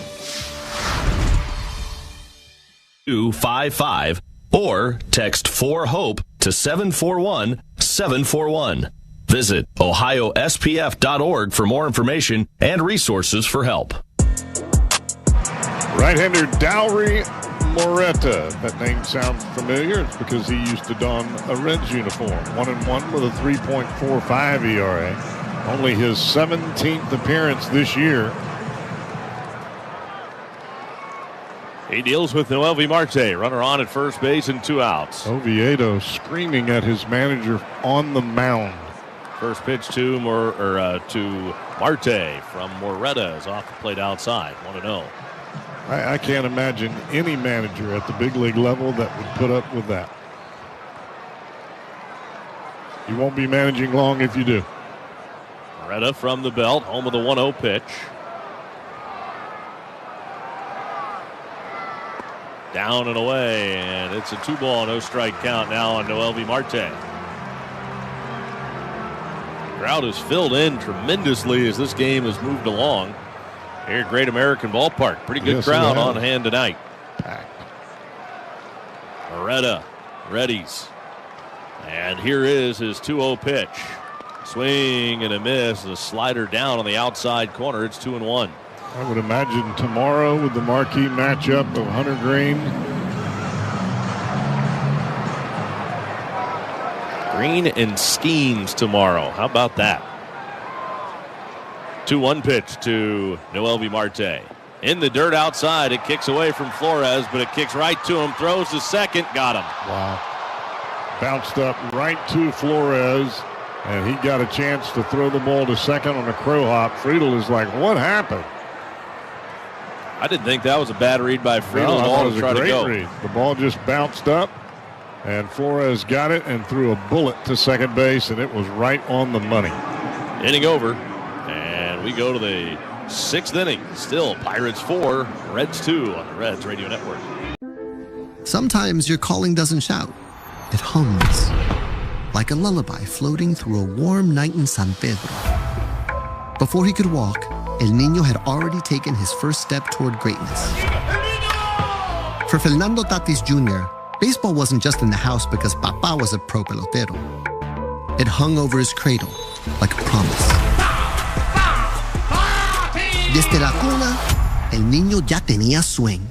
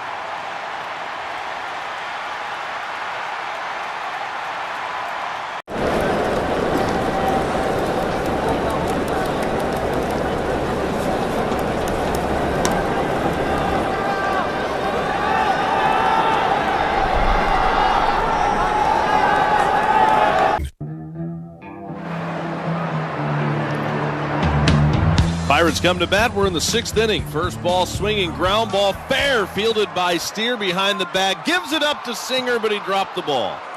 And reaching is Spencer Horowitz on what will be ruled, I believe, a base hit. That is on Brady Singer. He didn't get there. The ball was in a tough spot for Steer. He had to get rid of it. Steer was going to try to cover it himself. Singer was late getting there. And that is a defensive miscue for the Reds. To be honest with you, Cowboy, Singer flat out missed it. I don't even think he got a glove on it. The feed from Steer actually hit Singer's bare hand, never his glove. And well, I think Singer was so frustrated that he didn't break towards first base. He was standing on the mound as Steer dove for the ball, and Singer didn't break until the umpire pointed fair. It's too late at that point. And Brady knows it. Yeah. It's just the fact that we have to point it out because you can't see it. Jose Trevino was out there to try to settle Singer down because you know he's so mad at himself right now. But you got to regroup. Can't let it escalate. Reds are already down 2, 4-2 in the 6th. The pitch to Nick Gonzalez dives off the outside corner for ball 1. 1-0 on Gonzalez. That's going to end up being scored a hit, even though it was a great play by Spencer Steer. Should have been an out. 1-0 in there for a strike. On the north side of Chicago, Cubs have a 2-1 lead on the Mets. That game is in the bottom of the 2nd inning right now. Wrigley. Singer from the belt delivers, swing and a miss, and it's 1-2 on Gonzalez. Singer has struck out only 3 so far tonight. Gonzalez definitely trying to pull the ball as he has in his first 2 at-bats. Fouls this off to the right side. 1 ball, 2 strikes on Nick Gonzalez. Looks like Gonzalez tries to pull early and then tries to shoot the ball the other way late. Singer deals the 1-2. Breaking ball is off the outside corner. 2 balls, 2 strikes on Gonzalez, who has flied to left and grounded to short. Singer'd love to see another one of those ground balls at Ellie. The 2-2. Soft tapper foul over by the steps of the Pirate third base dugout. 2 balls, 2 strikes. Holding here on Gonzalez. Horowitz is the runner at first base after that infield hit. Even though Singer was still late getting to the bag, I think he still had Horowitz beat if he catches the throw. And it was a great feed from Steer. The 2-2. Swinging a bouncing ball foul, third base side. Problem is when you leave the mound late, you are running like a scalded dog to first base, and you're trying to pick up the bag and the ball and the base runner all at the same time, and it's tough to get all those come together. 2-2 fouled off the right side. Still a 2 ball, 2 strike count on Gonzalez.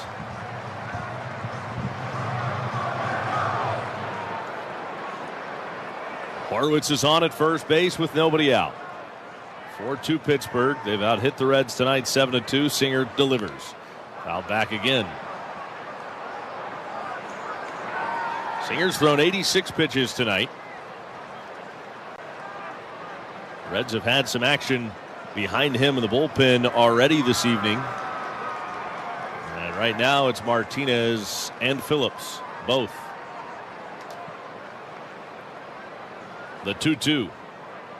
Swing and a foul tip, but Trevino can't quite hold on. Still 2 balls and 2 strikes.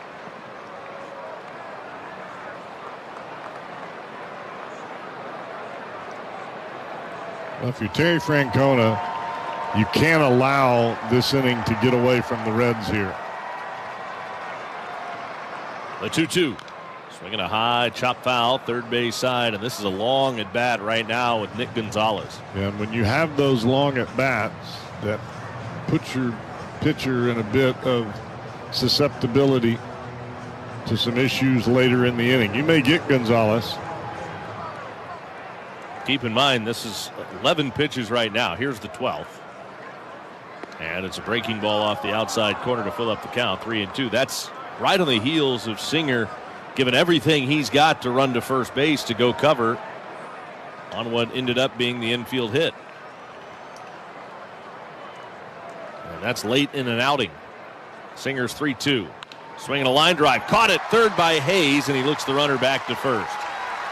A rocket right at Key Brian Hayes over at third base, but he makes the catch. And that is going to be it for Brady Singer. Terry Francona's out of the Reds dugout. Pitching change made in the 6th. Runner at first base with 1 out. And the Reds trailing the Pirates 4-2 on the Reds Radio Network. Some of the most interesting conversations and important questions about the present and future can happen around the dinner table with the ones you love. For answers you can trust, rest assured Some call it orgullo. Others call it el corazón taíno. But sometimes the journey is set on track with your ancestors cheering you on. For Francisco Lindor, el ting-ting de la plena was the first roar in the stands. Every at-bat was an encore. Every strike of the drum echoed like a promise.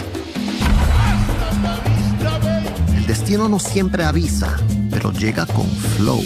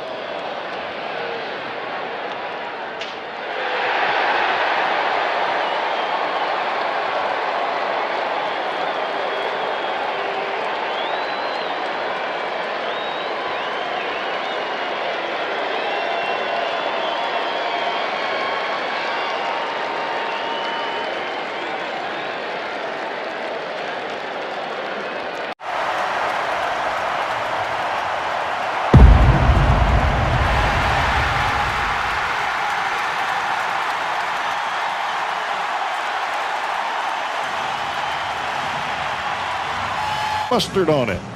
And that's exactly what Connor Phillips is hoping to do right here, is put a little mustard on that heater against Jack Sowinski. Phillips will be coming on for the 18th time. 4 wins, no losses, a 3.05 ERA. He's only allowed 10 hits in his 20 2/3 inning.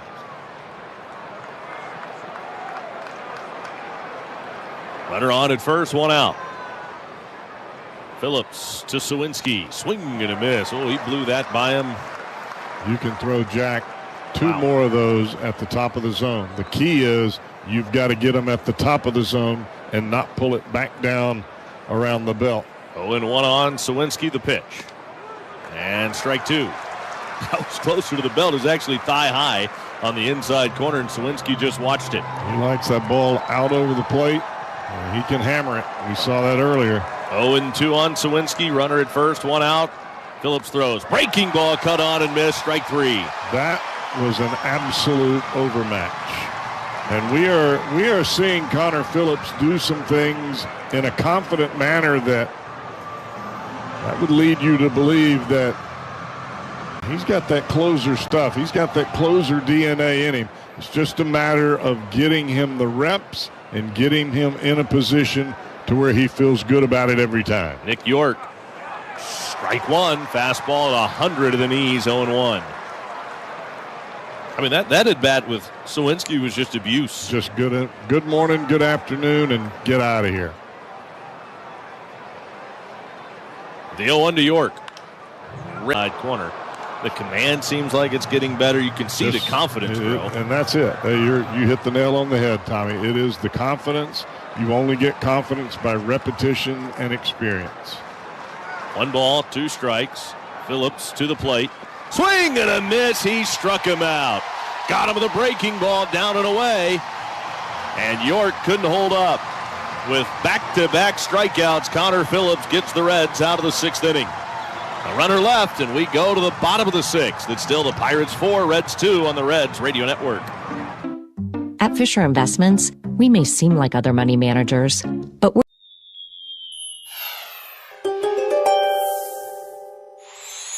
You've stolen the hearts of your fans all season long, Leo, with your impressive batting average and your radiant personality. You've loved all the attention that you attract from the crowds when you're up to bat, but you also know it's time to focus on the team's performance instead of solely your own. Putting your caps together will get all of you on the same page and ready to crush your final games of the season.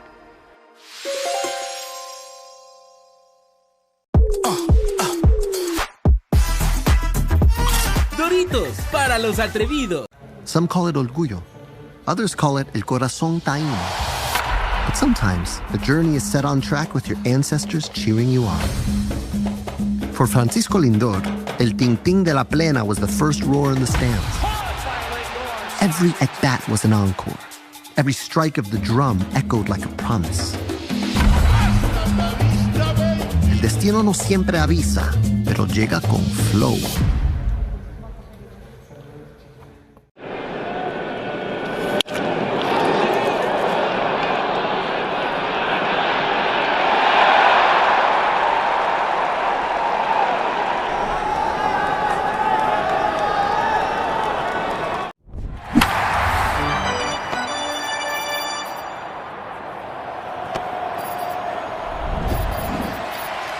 And employees. See how the right plan and the right partner can help protect your company's most valuable assets. USI, proud insurance broker of the Cincinnati Reds.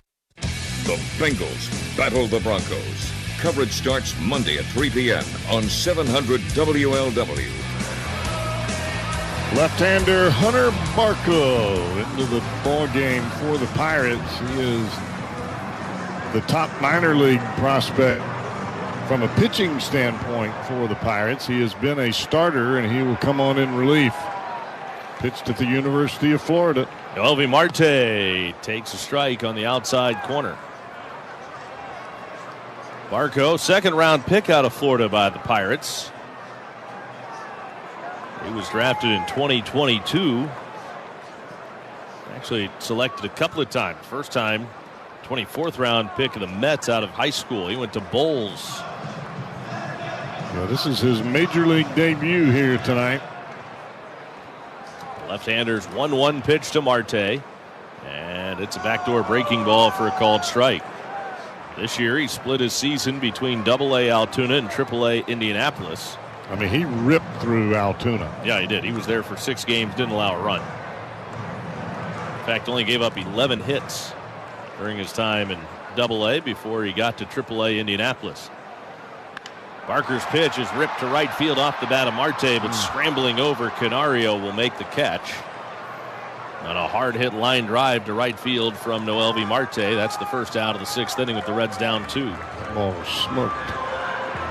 Now look who's coming to the plate. That would be Miguel Andujar. He will bat for Gavin Lux.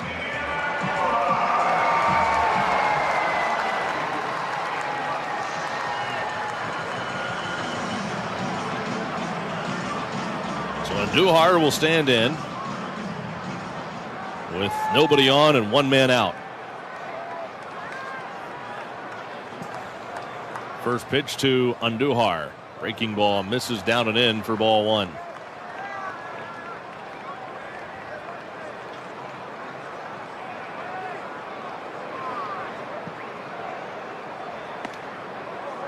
Now a fastball misses off the outside corner.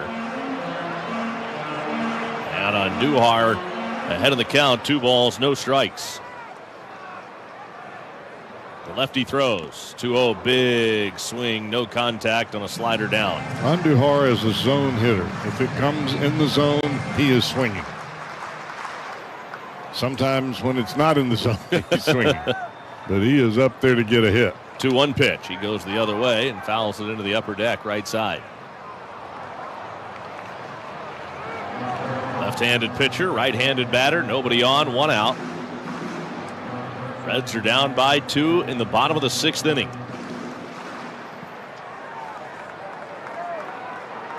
.376 hitter against left-handed pitchers this year. Andujar. Nobody's hit lefties better. I think he hit that ball on the bounce. I think he might have. Checked. Swing foul over by the Pirate dugout. Change up in the dirt.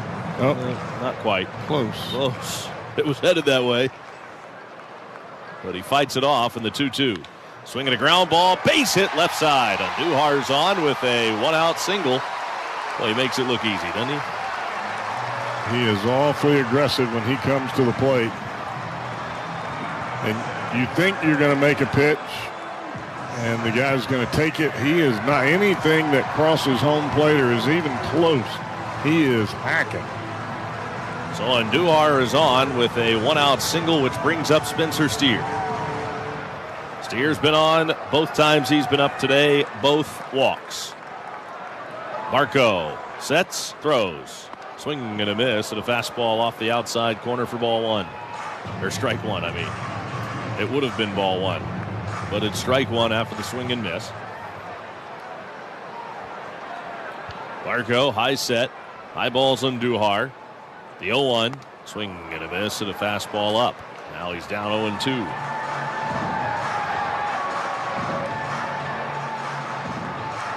Steer will back out of the box.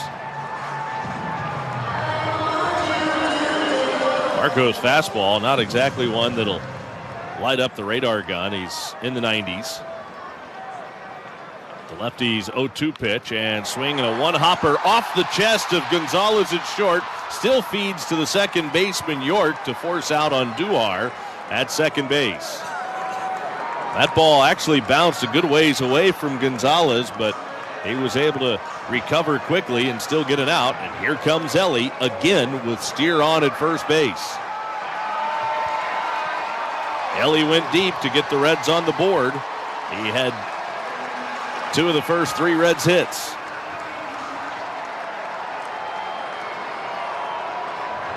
One on, 2 out. Marco sets, throws, swing and a miss, strike 1. They're chanting Ellie's name as he stands in here representing the tying run in the 6th inning. Marco gets the sign, and after a look at first, home of the 0-1. Down and away to De La Cruz with a slider.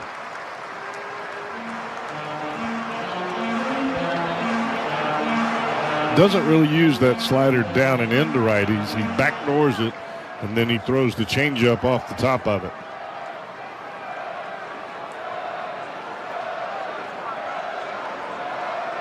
Marco's 1-1. Strike called. I mean, just barely hit the outside corner at the knees.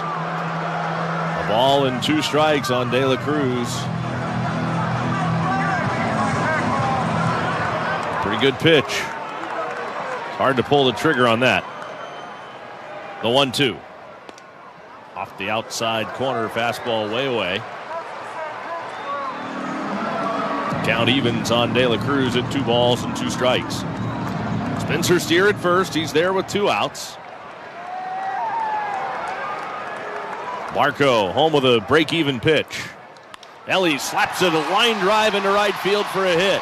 Steer makes the turn at second. The right fielder Canario slips, gets it back in, and Steer holds at third on the line drive single to right And they're at the corners with 2 out for Matt McLean. Ellie is 3 for 3 on the night, and that was just a spectacular piece of hitting. A fastball up and running away from him. He stayed on top of it, kept those shoulders square, and he hit a frozen rope to right field. This is by far the best we've seen Ellie De La Cruz in a game in a long time. Oscar Marine's out to go visit right now with his young pitcher, Hunter Barco. Mentioned that it had been 21 games since Ellie last had a multi-hit effort. Well, now he's got 3 hits tonight, including a home run. Everything from Barco right now is away. He hasn't thrown any pitches inside. So McLean should go to the plate. Hopefully he's been watching how this kid has approached the previous hitters and just sits on a pitch away and shoots it the other way. Ellie's last 3-hit game was against Atlanta, July 31st. He had a home run and 3 RBIs in that game. Big night for De La Cruz. 3 for 3. He's at first representing the tying run, and now Matt McLean. Barco sets. He throws. Swing and a ground ball right to the shortstop. Gonzalez Fields feeds York at second, forcing out De La Cruz. Another Reds threat comes up empty here in the 6th. So we go to the 7th inning, back to Cowboy. It is still. Some call it orgullo. Others call it el corazón taíno. But sometimes the journey is set on track with your ancestors cheering you on. For Francisco Lindor, el ting-ting de la plena was the first roar in the stands. Every at-bat was an encore. Every strike of the drum echoed like a promise. El destino no siempre avisa, pero llega con flow.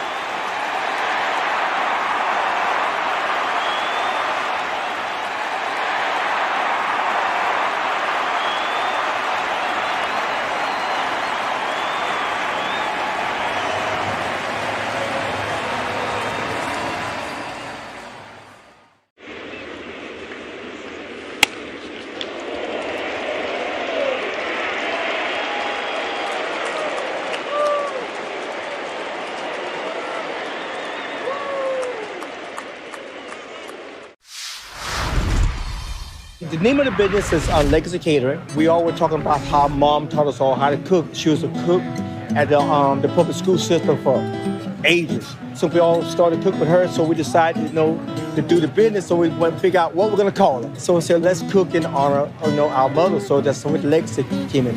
And just remember that Legacy Catering is about people, and this is what barbecuing is all about, and this is why we love it. On 700 WLW. Right-hander Connor Phillips back to the hill. He will get 8-9-1 here in the Pirates order. Alexander Canario will step to the plate, a right-handed hitter. He is doubled. He is grounded into a double play, and he will take a breaking ball, strike 1.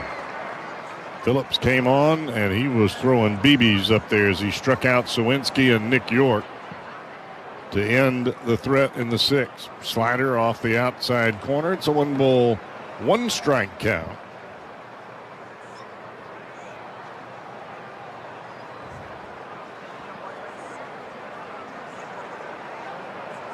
Phillips turns it loose. Breaking ball, swing and a miss.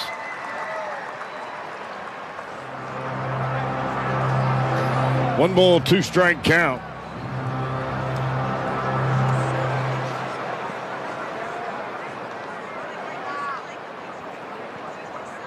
Phillips from the belt, eyeballing Trevino. The pitch, another breaking ball, and this one will miss off the outside corner, and that'll even things at 2-2. Canario, the catcher Flores, and then O'Neill Cruz at the top of the order. The pitch, breaking ball. Did he swing? And they say he did not. Wow. Wow. Adrian Johnson might be the only one in the park that didn't think he swung. Well, the count runs full. Canario readies, and here comes Phillips. Tapper foul off the end of the bat, a breaking ball. And over the top of it was Canario. Count stays full, 3 balls, 2 strikes. Pirates leading this one 4-2. Pirates scored 4 in the second inning. The top of the inning, the Reds came back with 2 of their own in the bottom. Fastball, strike 3 called. The old paralyzer over the outside corner, 1 down. I love that. Phillips was already doing his lap around the mound before that pitch even crossed the plate. He knew it as soon as it left his hand. That was strike 3. Put it right where he wanted to, and Canario couldn't pull the trigger. Can't look for the breaking ball and hit the heater.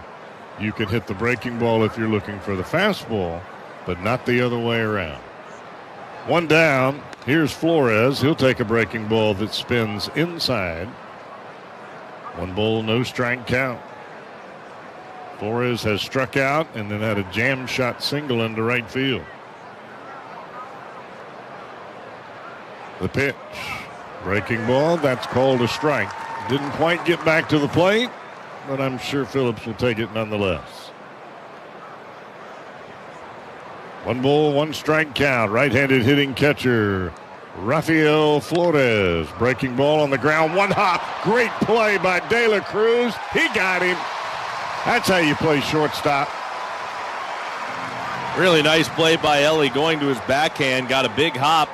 Made the play kind of spinning backwards and just came up in line to make a perfect throw to first base, and it was chest high right on the money to Spencer Steer. That's a play where you really have to lock in your concentration. You cannot take your eye off the ball, nor can you lose your balance. De La Cruz did both perfectly. Fouled back off the bat of O'Neill Cruz with 2 down. No ball, 1 strike count. That's a ball that we've seen really hurt De La Cruz. That hard hit ball just to his right, where he tries to backhand it, hits off the edge of the glove. That time executed to perfection. Swing and a miss at a breaking ball down and in. Boy, you got to love what you've seen so far from the right-hander Connor Phillips. He has come to the party here on this night. Struck out 3 of the 4 batters he's faced, looking to get another one here. The 0-2. Ground ball right side. McLean has it. He will throw in time. And that's a scoreless inning and 2/3 for the right-hander Connor Phillips. Boy, he is feeling it. Reds are trailing 4-2. Bottom of 7 coming up here. Some call it orgullo. Others call it el corazón taíno. But sometimes the journey is set on track with your ancestors cheering you on. For Francisco Lindor, El Ting Ting de la Plena was the first roar in the stands. Every at-bat was an encore. Every strike of the drum echoed like a promise. El destino no siempre avisa, pero llega con flow.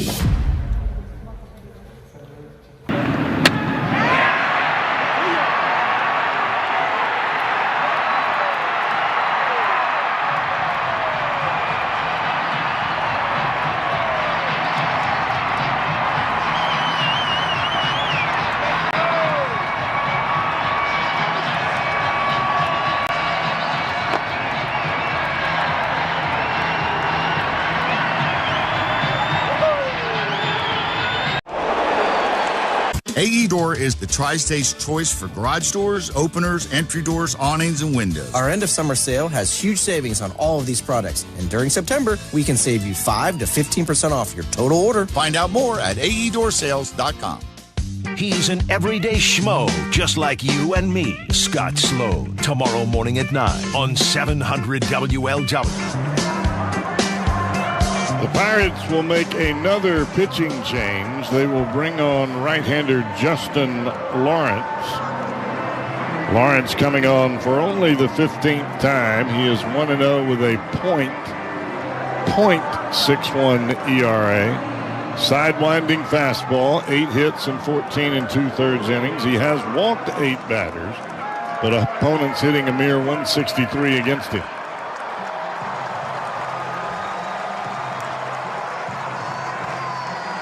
Lawrence a bit unconventional in his delivery with the sidearm approach, and we'll see how the Reds handle it here. It's the bottom of the Reds order: Benson, Trevino, and Ke'Bryan Hayes.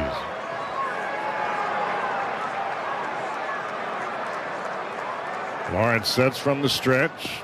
The fastball catches the inside corner. That is strike one. Sidearm heater, and he rifled it in there at 95 miles an hour. Tyler Stevenson has moved out into the on-deck circle. Looks like he will hit for Trevino. This ball lifted foul off to the left side, out of play.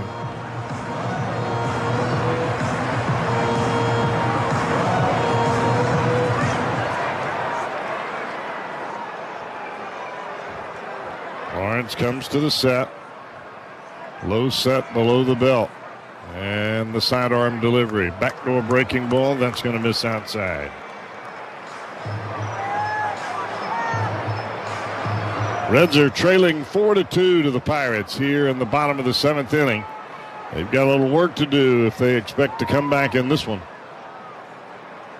Here's the 1-2.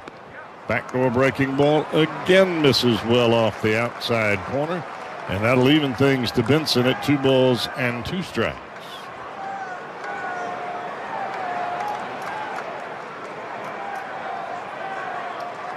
Lawrence from the set.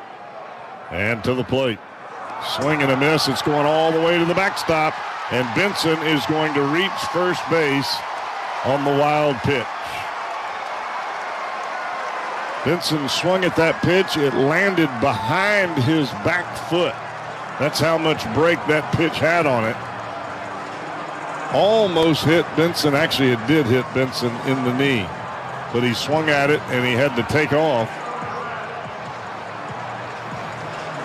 And that will put Benson at first base. So a strikeout, a wild pitch. The Reds have a leadoff base runner. What do you think about that? You take it, right? Benson grimacing in pain as he was running down the line. Like the swing and the ball hit right off his kneecap. Here's Tyler Stevenson. He will pinch hit for Jose Trevino. Lawrence to the plate. Fastball right at the bottom of the zone. Center cut. Strike one.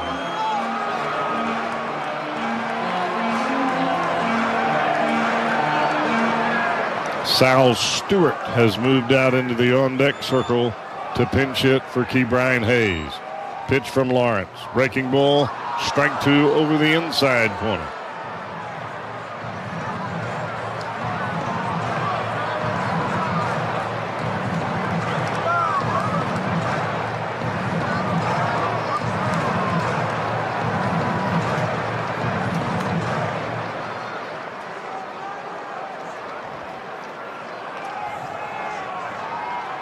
Stevenson sets ready. Lawrence to the plate. Breaking ball well off the outside edge. 1 ball, 2 strike count with Benson at first base.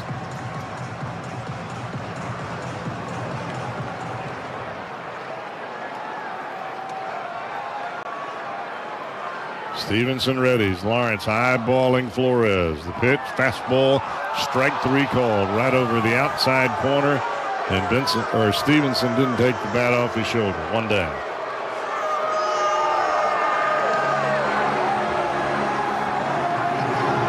That's the hard part about being an everyday player, and then all of a sudden you pinch hit. If your idea as an everyday player is to kind of take pitches early in the ball game to kind of get a feel of what the pitcher is going to have, it's tough pinch hitting, because pinch hitting, you got to come off the bat hot. You are swinging. Here's Sal Stewart. And he takes a fastball just underneath the zone for ball 1. 1 ball, no strike count. And what you just said, I think, is what has made Miguel Andujar so effective at it, because he comes off the bench and he is aggressive. Got to be ready to hit. The 1-0 to Stewart. Inside, 2-0. Now, that's not to say you come off the bench, you swing at everything the guy throws up there. But if it's close, you got to be hacking, because you don't have time to get your eye right. If it ain't right before you get there, the pitch from Lawrence. And that is a strike. A fastball, middle away, elevated just slightly. And it's 2-1 here to Sal Stewart. As we all know, Stewart has the power to tie this with one swing of the bat. But the Reds will just take a hit here. Down and away. Ball 3. 3-ball, 1-strike count with Friedel waiting on deck. Of course, you take a couple of base runners on right now with the lineup about to turn over. You take a base runner, you don't care how it comes about. Like a strikeout and a wild pitch type of thing? Yeah, kind of like that. Off the knee, swing and a miss, strike 3 off the knee. 3-ball, 1-strike count. Folks starting to come to life here at Great American Ballpark. Lawrence to the plate. Ground ball up the middle. This should be 2. 6-4, 4-3 it is. And that will end the Reds 7th. Pirates lead the Reds 4-2 as we head on to the 8th. Tommy Thrall coming back here on the Reds Radio Network. Nuevas hojolitas tocineta, porque la vida sabe mejor con tocineta. Some call it orgullo. Others call it el corazón taíno. But sometimes the journey is set on track with your ancestors cheering you on. For Francisco Lindor, el ting-ting de la plena was the first roar in the stands. Every at-bat was an encore. Every strike of the drum echoed like a promise. El destino no siempre avisa, pero llega con flow.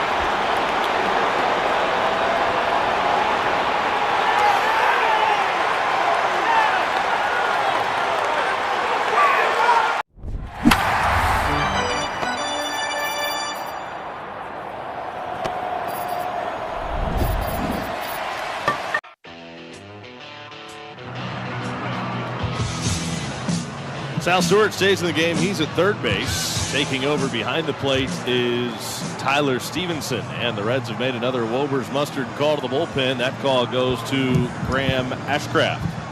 Wober's Mustard, let's put some mustard on it. Ashcraft taking over on the mound now for the 59th time. 8-5, 4.19 ERA. Jared Triolo, the first to face him. First pitch is a called strike on the outside corner. The count is 0-1 on Triolo. 4-2 Pirates, 8th inning. Ashcraft readies. He throws. Triolo goes the other way. Fly ball right center field. That's down. That's going to split him and go to the wall. Over from center. TJ Friedel will pick it up and fire it back in. But Triolo's into second base with a leadoff double here in the Pirates' 8th inning. Reds can ill afford for this Pirate lead to get any bigger here. No. So you got to figure out a way right now if you're Graham Ashcraft to limit the damage and keep it right where it's at. Figure out a way to not allow Triolo to score. Brian Reynolds at the plate. Reynolds is 0 for 2, was hit by a pitch his first time up, but stranded back in the first inning. Was grounded out to first and second since. Ashcraft throws. Too high, ball 1 to Reynolds. All the offense in this game came in 1 inning. It was the second. A 4-run second for the Pirates. The Reds got their 2 in the bottom half. The pitch, fouled away, left side. 1-1 now on Reynolds. Reynolds is a pro hitter now. I know he's having a down year, but you've still got to make pitches on him. And his idea right now is to pull the ball to the right side and get that runner Triolo to third base. Ashcraft eyeballs the runner at second, the 1-1. Reynolds lays off, the cutter down and in. 2 balls and 1 strike.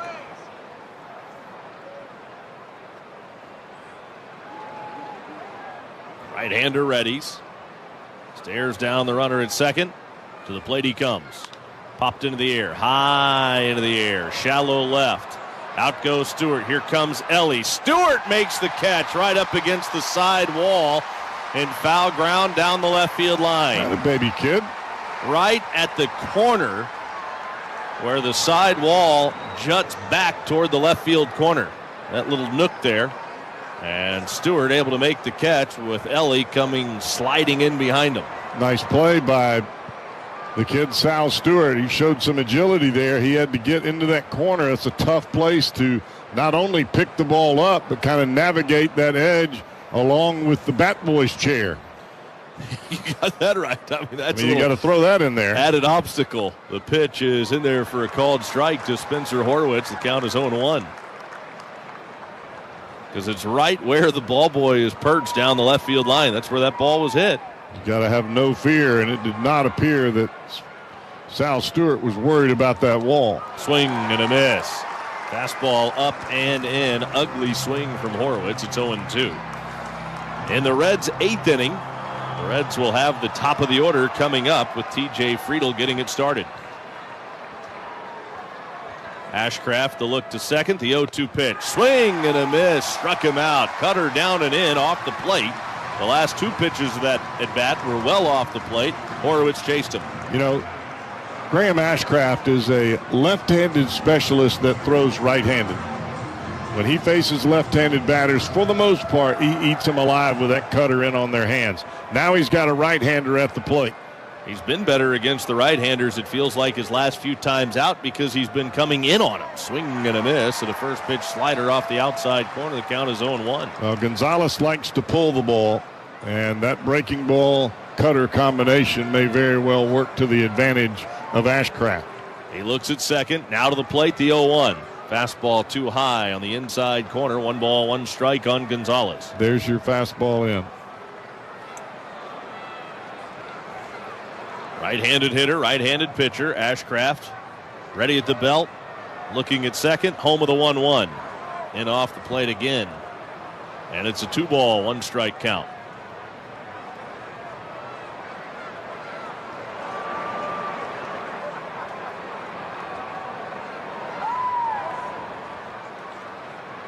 Right-handers ready. The 2-1 pitch. And a breaking ball is skied to short left. Out goes Ellie. In comes Benson. Benson has it, and the inning is over. So Ashcraft does a nice job to work around Triolo's leadoff double to strand him at second. It is still the Pirates 4, Reds 2. As we Sopita en polvo con el mejor sabor.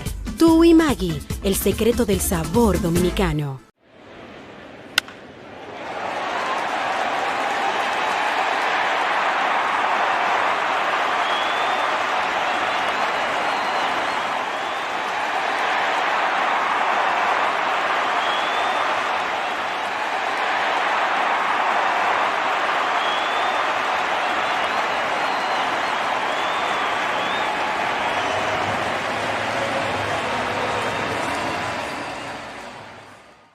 Some call it orgullo.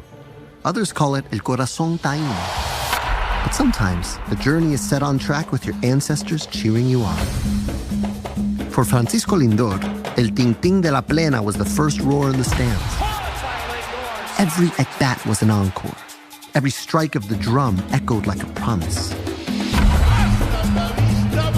El destino no siempre avisa, pero llega con flow.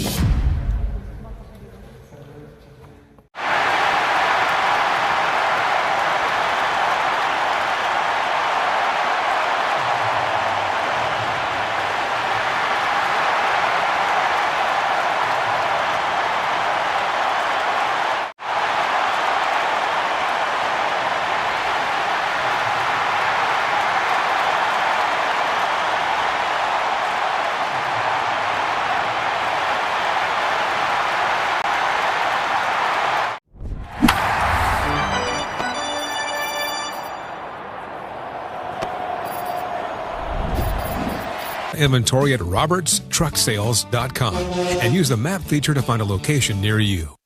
Turn your mornings from meh to marvelous with Tom Brenneman tomorrow morning at 5 on 700 WLW. Well, it's the top of the order for the Reds. And another new pitcher into the ball game for the Pirates. Isaac Mattson is the new pitcher for Pittsburgh. The right-hander comes set, brings it home, and the first pitch is off the plate outside, and the count is 1-0. 1-0 on Mattson. 3-3 with a 2.20 ERA. He's on for the 42nd time. Mattson delivers the 1-0 pitch to Friedl, and that's a strike across the top of the zone over the inside corner. The count is even now, 1 ball and 1 strike. Friedl is 0 for 2 tonight, struck out. He's flied to right, and he also walked. 4-2 in favor of the Pirates in the bottom of the 8th inning, and Mattson throws. That's over but low. Change up down. 2 balls and 1 strike on Friedl.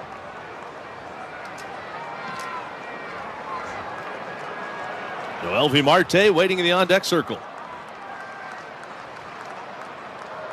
The 2-1. Swing and a miss. Change up, and Friedl swinging right over the top of it. The count is even at 2 balls and 2 strikes. Scores around the league brought to you by FanDuel. Swing for the fences and join FanDuel today, official partner of the Reds. Diamondbacks and Dodgers won't get started for just under an hour from now. Meanwhile, on the north side of Chicago, Cubs all over the Mets, 6-1, top of the 5th inning at Wrigley, 2-2. Friedl takes down and away. Full count, 3 balls and 2 strikes. Quite a matchup tomorrow. Good turnout at Great American Ballpark tonight. Hope to see more of the same tomorrow when Hunter Green goes against Paul Skeens in what figures to be a fun pitching matchup. Friedl swings and fouls this back to the left. We've seen some good pitching in this game tonight. The Reds' 2 runs came on a 2-run homer from Ellie De La Cruz in the second. Haven't scored since. They've threatened, but haven't been able to get a run across. 3-2. Swinging a ground ball. Base hit right field. Just out of the reach of the second baseman, Nick York, diving. And it rolls into right. And the Reds have their leadoff man on here in the 8th. That was one of those at-bats by Friedl where he was bound and determined not to let Mattson get him out. Fouling off pitches on the edge, taking pitches just underneath the zone at a pitcher he's never faced. Nice piece of hitting. Boy, didn't it just kind of feel like that at-bat was going to go T.J. Friedel's way one way or another? He willed his way aboard. Here's Noelvi Marte. The pitch. Swinging and a foul back into the top of the zone, or into the top of the net behind home. Well, these are the kind of ball games where you find out a lot about yourself. And it helps you not only right now, but it helps you moving forward. You figure out a way to, you know what, I'm getting on base. I don't care what I have to do. Big hole on the right side for Marte, with the runner being held by the first baseman, the second baseman cheating up the middle. The 0-1, Marte skies into the air, foul to the right side. He's down 0-2.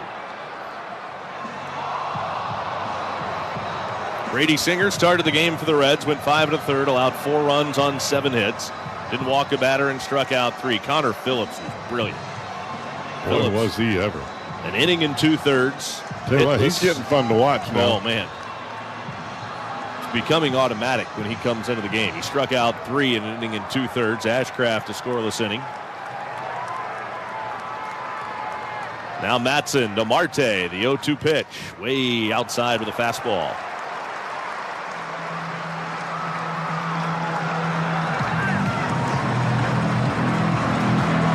Emilio Pagan and Scott Barlow both throwing in the Reds bullpen depending on how the bottom of this 8th inning goes. The 1-2. Marte swings and got jammed. Fights it off. Little blooper, short left. Out goes the shortstop Gonzalez, and he makes the running catch for the first out. It was a great play by the Pirates shortstop Gonzalez because that ball was falling quickly. There was no way the left fielder was going to get to that ball. Well, Cowboy, this is one of those games. There's clearly some energy in this building. How much can the other team, even though there's they feed off it too. Yeah, I was going to say, there's nothing that the Pirates are playing for right now, but can they feed off that energy just like the Reds? And And it certainly seems as though they are. You know they're not drawing like this in Pittsburgh. Miguel Andujar swings, hits it on the ground to short. Gonzalez Fields scoops it to second, and around to first from York in time, double play. That is a 6-4-3 inning-ending double play in the 8th, and we go to the 9th. Pirates 4, Reds 2 on the Reds radio. Su pita en polvo con el mejor sabor. Tú y Maggie, el secreto del sabor dominicano. Some call it orgullo. Others call it el corazón taíno. But sometimes the journey is set on track with your ancestors cheering you on. For Francisco Lindor, el ting-ting de la plena was the first roar in the stands. Every at-bat was an encore. Every strike of the drum echoed like a promise. El destino no siempre avisa, pero llega con flow.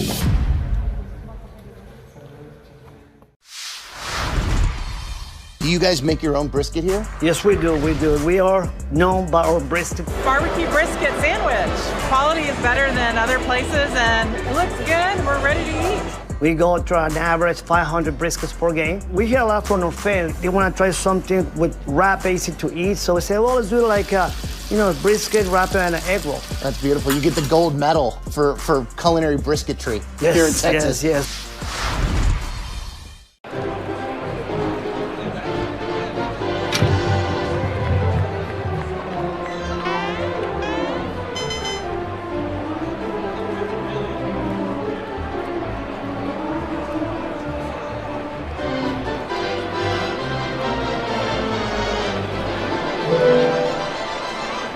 Them online at langironworks.com. Mr. Squeaks, 100% mouse milk, grass-fed mice, milked by tiny hands. The perfect drink for Eddie and Rocky. Eddie and Rocky are your daily afternoon treat with news, guests, laughs, and plenty of your calls. Tomorrow afternoon at 3 on 700 WLW. Time for another Reds Wober's Mustard pitching change. Wober's Mustard, let's put some mustard on it. And this pitching change will go to Scott Barlow as he comes out of the Reds bullpen for seemingly the 1,000th time. Tell you what, he and Tony Santillan, they don't need to pick up a ball until sometime in January. First pitch on the way is low and inside for ball one. Fastball misses, 1-0 the count on Jack Sawinski leading off the Pirates' 9th inning. It is 6, 7, and 8 for Pittsburgh here in the 9th. 4-2 Pirates. Barlow trying to keep it within striking distance. Swinging and a miss. The count is even 1-1. You know, the crazy part of it, Tommy, is we're just talking about the games they've pitched in, not the times they've gotten up and didn't get into the ball game and had to get ready. Barlow deals the 1-1 pitch. Sawinski swings and fouls it back out of play. And it's one of those things where you look, and usually if they're up, they're coming in, but they're, as much as you try to do that as a manager, there's still going to be those times where you still have to have a guy ready just in case, and he doesn't come in. 1-2 the count on Sawinski. The pitch is a bouncing ball to first. Backing up Steer. He gloves it, underhands the pitcher covering at the bag. 1 out here in the 9th inning. Well, this is the 74th ball game for Scott Barlow, and you could very well have at the end of the season where Tony Santillan pitches in 80 ball games as a right-handed pitcher. There are no little left-handed guys that can come in for one batter anymore. That's where you used to have the 80-game scenario. This is a right-handed power pitcher with probably an 80-game season. That's a lot of games. It's ridiculous is what it is, but it's the need that the Reds have had to have. And he's been there to answer the bell. He has. Breaking ball off the plate outside, 1-0 on Nick York. But I also know that takes a phenomenal toll, not only on your arm, but on your body. The 1-0. Strike call on the inside corner. Good breaking ball from Barlow to York. 1 ball, 1 strike to count. Reds will have to be really careful with Santillan this offseason and when they get into spring training next year. Now the 1-1. Way off the plate outside of the breaking ball. It's a 2 ball, 1 strike count on York. You know, Tony Santillan is a big fella, but his ligament is just like mine and yours. It's just the way it is. 2 balls and a strike. Barlow throws, swung on, popped high into the air, over by third. Stewart over beyond the coach's box will make the catch toward the Pirate dugout. 2 down here in the 9th inning as we pause for ID on the Reds Radio Network. Chance of showers and storms tonight, more likely by daybreak. The low down to 66. Showers and possible storms Wednesday that can bring heavy rainfall, a high of 76. That's the forecast at the home of the Reds, News Radio 700 WLW Cincinnati. Alexander Canario, 0 for... Well, he's 1 for 3. He doubled and scored. And Canario takes a breaking ball in there for a called strike.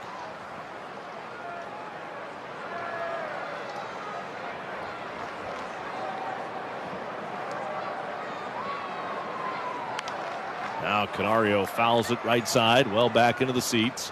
0-2 on Canario. A lot of fastballs from Barlow tonight. It appears that the Pirates are sitting on breaking ball. They're really tardy on that fastball, and the fastball is only 92, 93. He's got him down to the count. No balls, 2 strikes. Barlow to the plate. Breaking ball grounded foul. Third base side, still no balls and 2 strikes the count on Alexander Canario.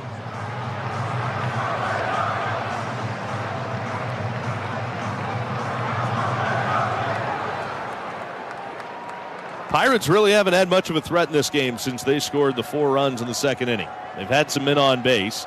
Best threat was their leadoff double in the 8th. The 0-2. Swing and a foul straight back. Reds have had pressure on the Pirates at times offensively, but boy, the Reds have hit into some costly double plays here over the last couple of innings. Reds had runners at first and second with 1 out in the 4th inning. But the Pirates got back-to-back strikeouts to get out of that jam. Steer, De La Cruz, and McLean will be coming up for the Reds in the bottom of the 9th. Barlow sets, throws, the 0-2. Lifted high into the air, down the left field line.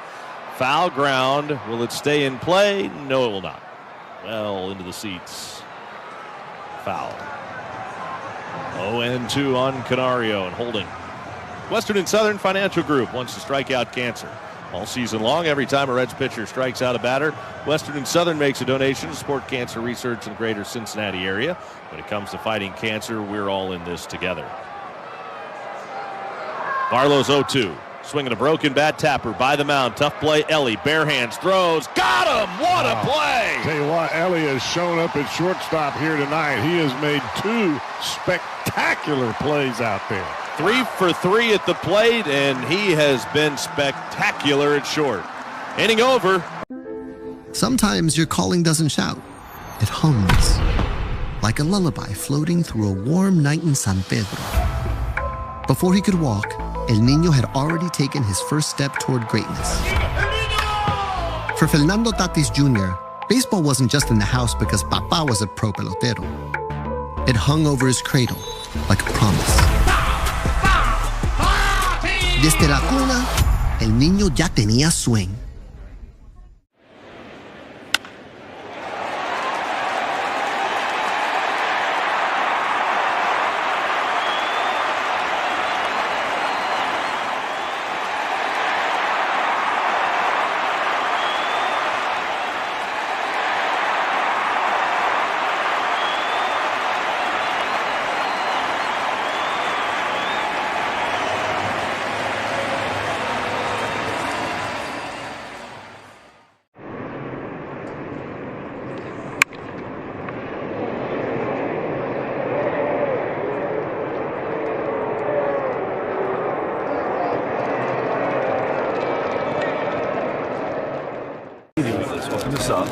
Take a look at what we find.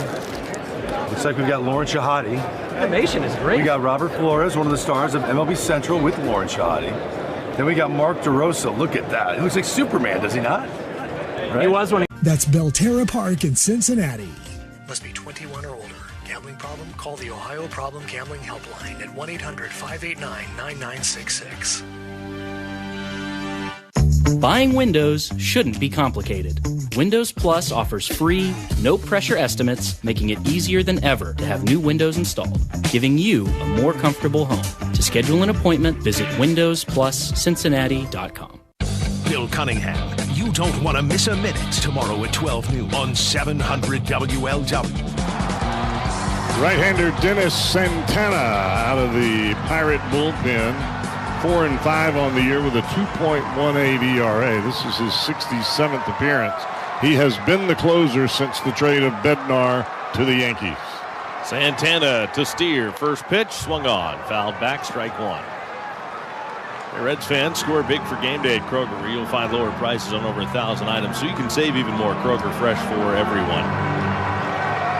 Make sure you stay tuned after the game. You'll have the Toyota Tundra star of the game if the Reds can come back and win it. The 0-1. Swinging a bouncing ball, foul. Third base side, now steered down to the count 0-2. He's been on twice, hit into a fielder's choice his last time up. But he has been on base every time that Ellie has come up tonight. Ellie working on a perfect night of the plate, 3 for 3, and he's hit the ball hard all 3 times he's been up there, and he's waiting in the on-deck circle hoping to come up with steer aboard again. Santana's 0-2 pitch to steer. Swing and a miss. Struck him out with a slider way off the plate. 1 out in the 9th. It has been a slugfest in Chicago. The Mets have tied it at 6 runs apiece. Of course, they are only in the bottom of the 5th inning. But it just tells you it ain't going to be easy. Ellie at the plate, nobody on, 1 man out. Santana delivers, and De La Cruz takes a slider in the dirt for ball 1. 1 ball and no strikes. Playing on deck than Benson. Reds need base runners, down 2 in the bottom of the 9th inning, 4-2 Pirates. Santana, the set, the pitch. And Ellie takes off the inside corner, a cutter, 2 balls and no strikes. A lot of folks on their feet here at Great American Ballpark, trying to will the Reds to a late comeback. Santana home with a 2-0 pitch to De La Cruz. And that is low, 3-0. I got to be honest with you, Cowboy, I'm not talking about size, but from an intensity of the crowd, this has been one of the best crowds we've seen all year. Definitely into it. 3 balls, no strikes. Santana sets the 3-0 pitch. Ball 4, he walked him on 4 pitches.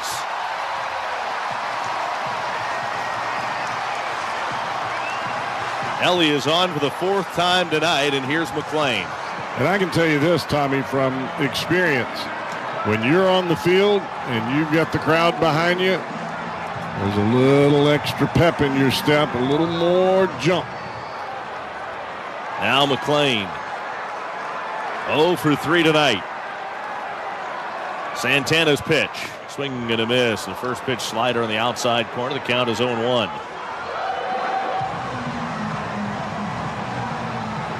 Right-hander against right-hander. McClain wands the bat out over the plate.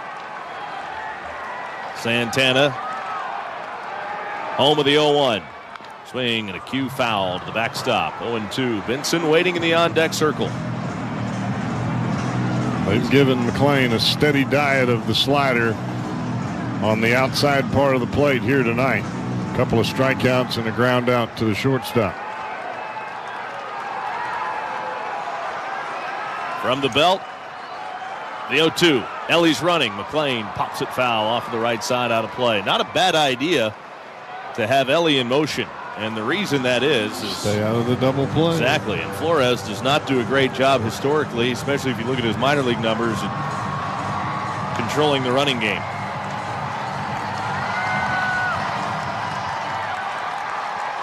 No balls, 2 strikes on Matt McClain.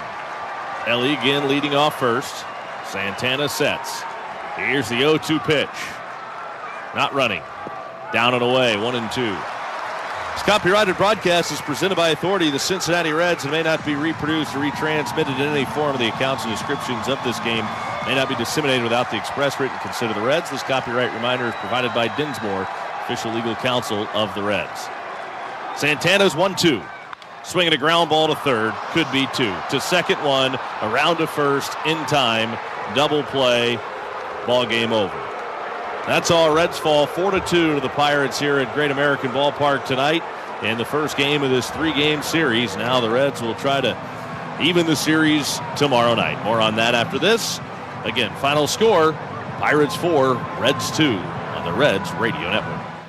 From playing catch in the front yard to backyard barbecues, your lawn is the backdrop to it all. That's why Pennington, as the official partner of the Cincinnati Reds field crew, is here to help you grow a lawn you can be proud of. With over 80 years of experience, Pennington knows what it takes to achieve big league results right at home. So whether you're entertaining or unwinding, you can trust Pennington Grass Seed, available at the Home Depot. Two guys drove to work.